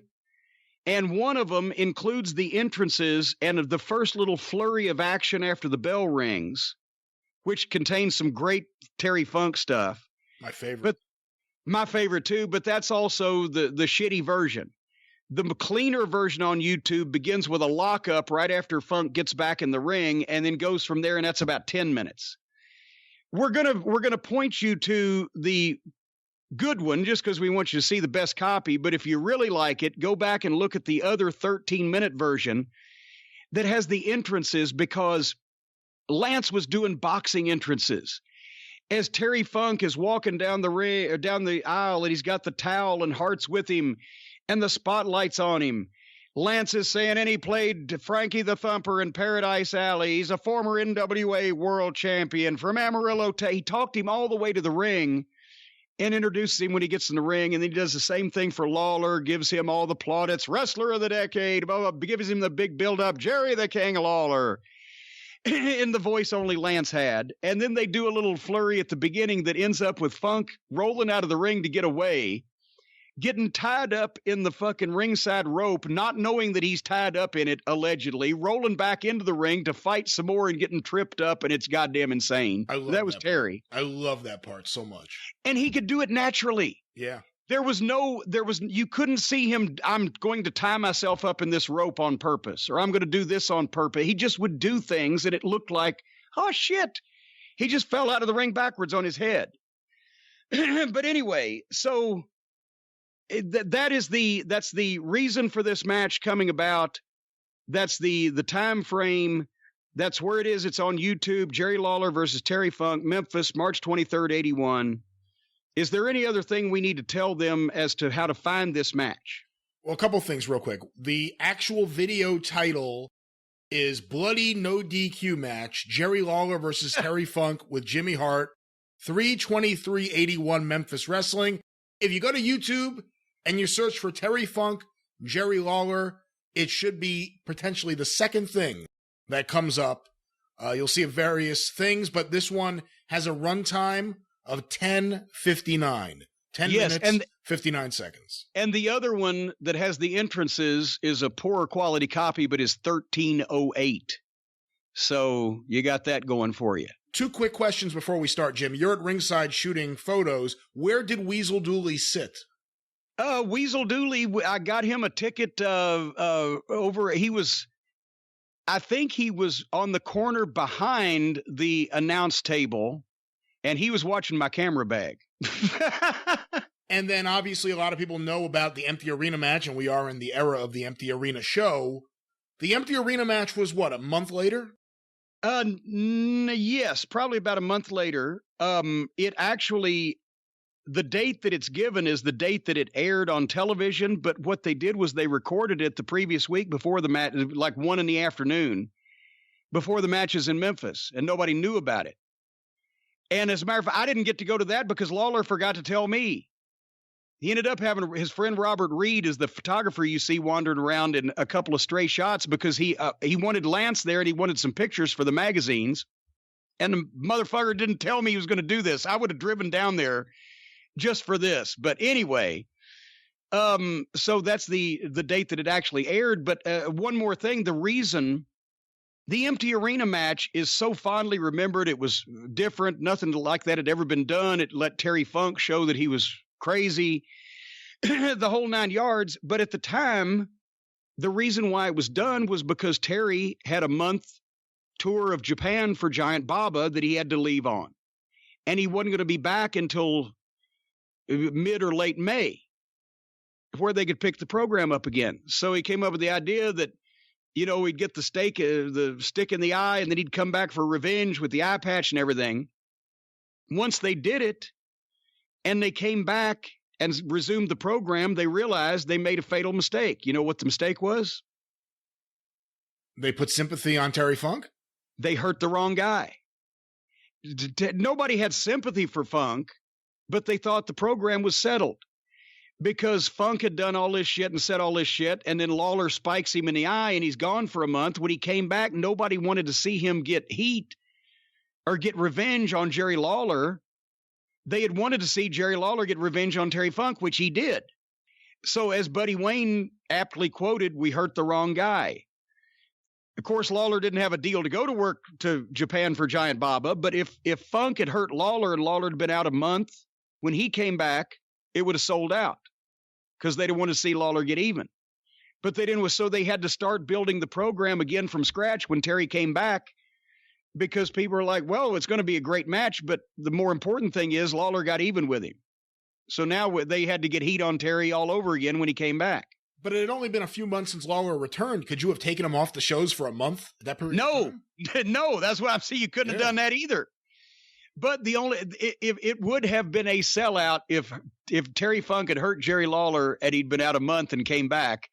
But as we saw just, several months previous, the 3 or 4 weeks that he was gone would have been fucking miserable. So you couldn't do that. But for this to have worked and actually been a money drawing memorable angle rather than just a memorable angle because of the uniqueness of it, they hurt the wrong guy.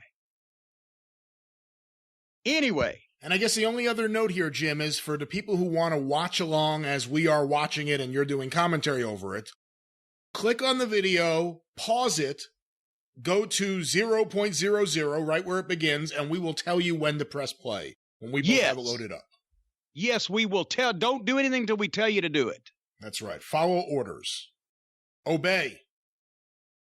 Comply.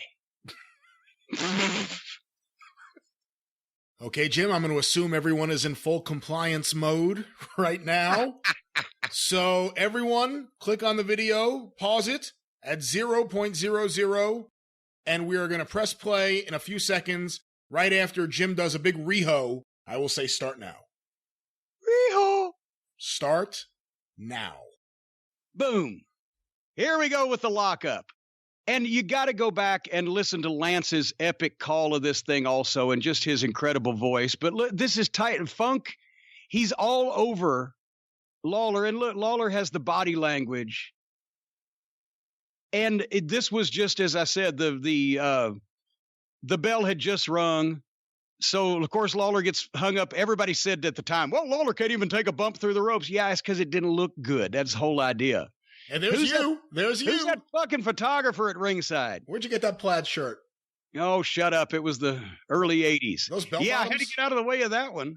No, they weren't bell bottoms. They're just blue jeans. Look at the crowd, though. I mean, obviously, it's nothing new to you, but women, white people, black people, old people, young people. I see a kid sitting on someone's lap on the right side. There are a couple of edits in this. Look at these punches by Funk and Lawler. Sell them. Boom. Couple edits in this just because of the format. I think at one point they have to change tape right in the middle of it.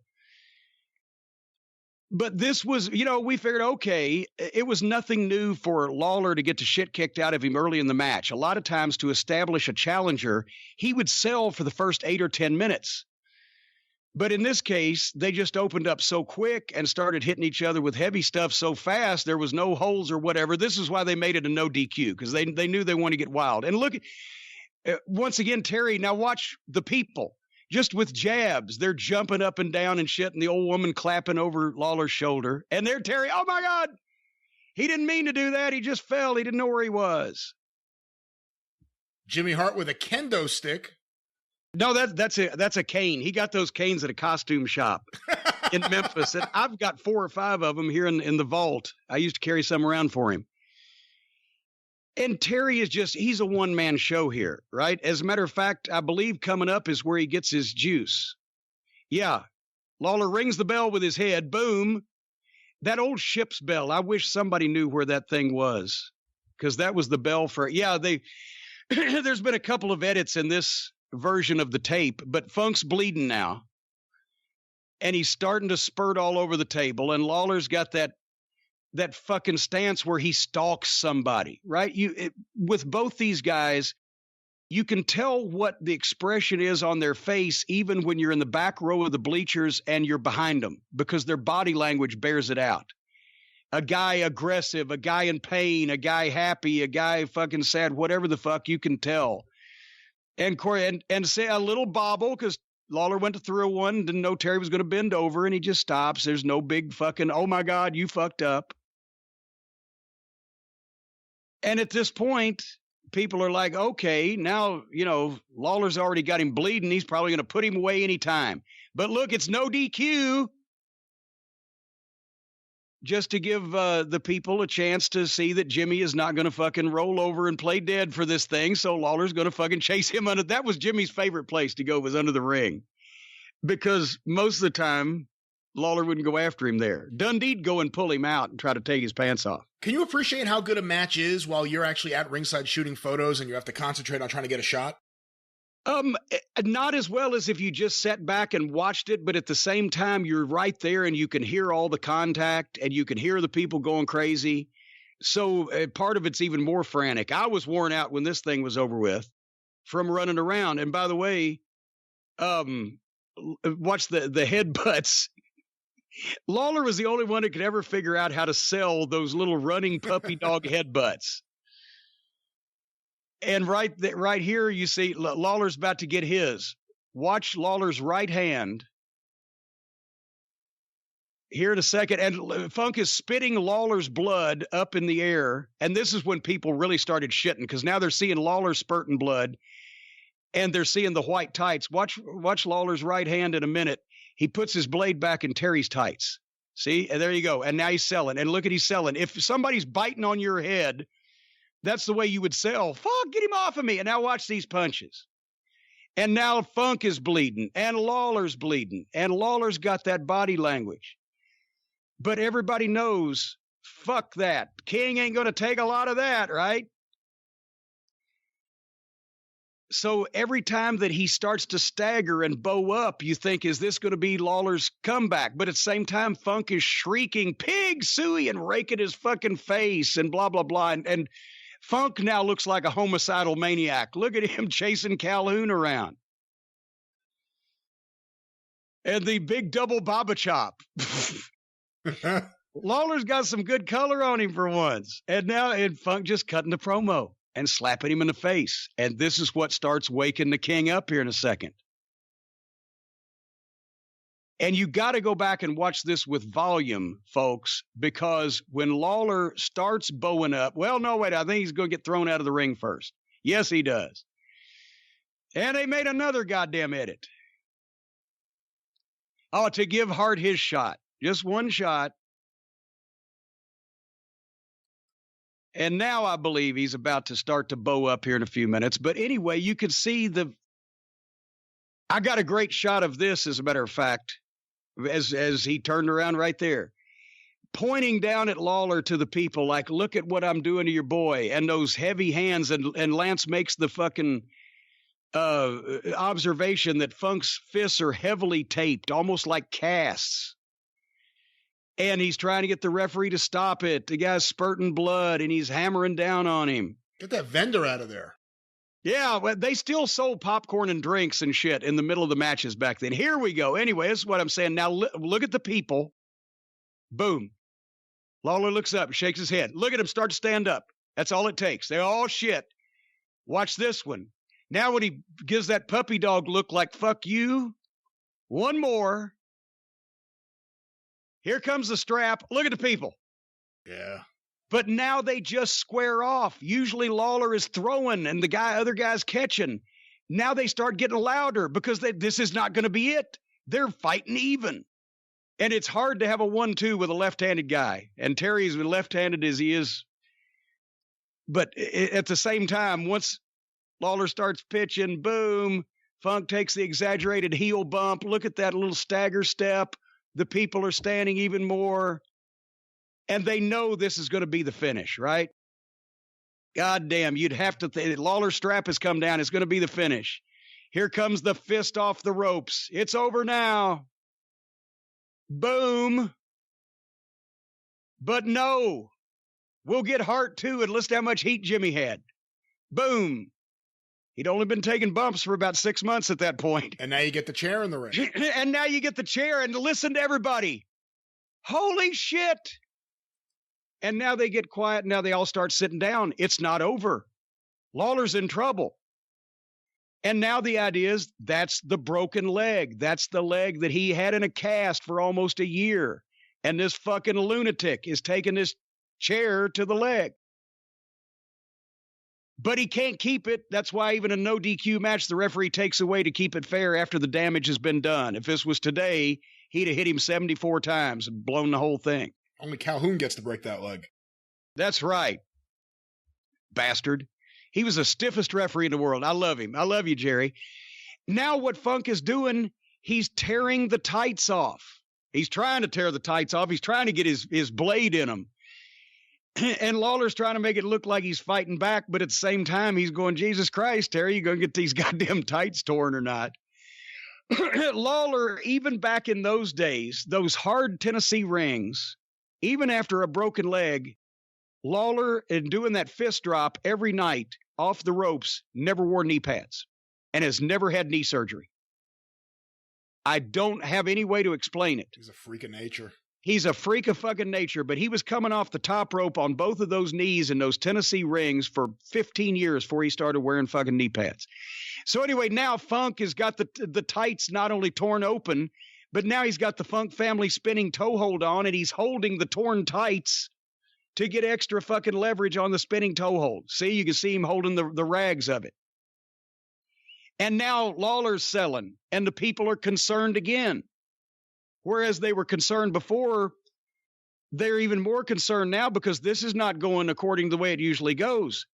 This is a rare second set of heat in a Jerry Lawler single match. He didn't do that often because the big comeback was the big comeback. But when he did this, that's why it fucking registered. And Funk being Terry. So now what? And Jimmy gets the chair hung up in his fucking suspenders. And now finally Hart says, fuck it, break his leg, Terry, and look at Lawler feeding that leg. He knows what to do, but boom, at the same time, he goes out of the way, bam. And now this is where Kurt Hennig got these bumps from, ladies and gentlemen. Boom. That's the one. Yeah, that's great. Yeah. And look at the people now.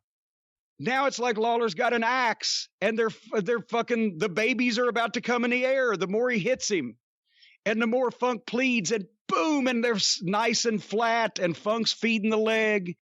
But it's a saying, look, he turns just at the right point because he's got bad knees. He wants that leg to be flat. But look at the cell on the way out. Watch the girls in the front row. There's Sherry. And oh, my gosh, what was that? I can't remember her name, but she looked just like Rosemary Clooney. And the sound of the fucking chair hitting Funk's body. And they're goddamn trying, like, oh, shit, one of them with their hands on their head. And Lawler beats the count. It's not a DQ, it's a count out. And Lawler wins this one. And look at that fucking pop for a count out.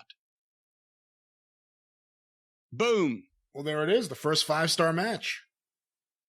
And everybody's now, well, nobody dove, and they didn't even do a suplex and have a Corona and all that stuff. That was as legitimate looking and believable a fight as you could have in one take in front of 7,000 people that I've ever seen. And just Funk's personality and the way that he was able to convey to that whole building that he was a raving lunatic, and the blood that was spurting out of both of their heads, and the way that the shots all looked good, especially for a big building, but at the same time, everybody was safe. That tore the fucking house down.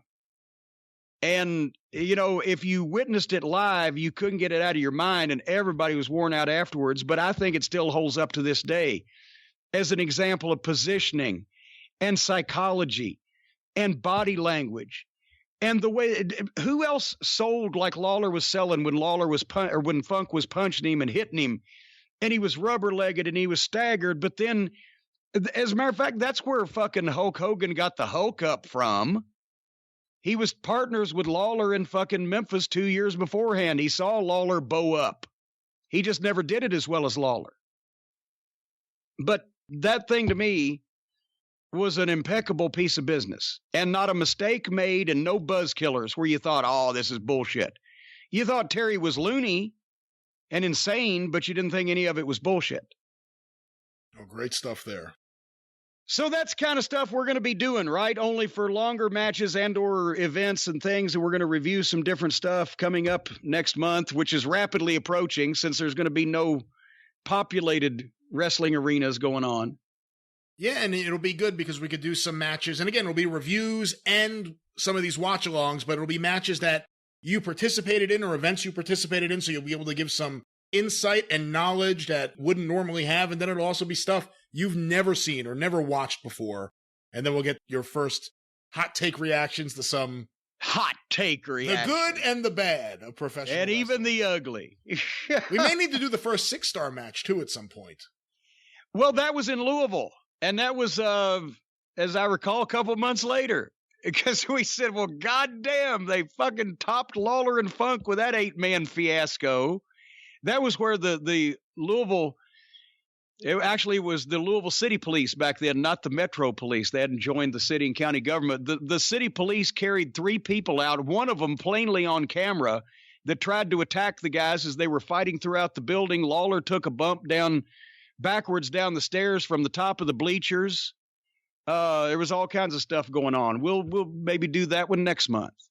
But anyway, God, how long has this show been? This is the longest episode ever. I apologize to everyone for the lateness. It'll be up, but I'll be editing it for quite a while. It's a long one. Well, we told everybody we were going to, I thought you were going to apologize for the length of this thing and how it droned on so long. We told everybody we're going to keep them up with programming during this trying time, and that's what we're going to do. If you want to listen to us, we're going to have plenty to listen to from this point forward, right? Right. And I wouldn't have said drone on because I know that you don't know too much about drones.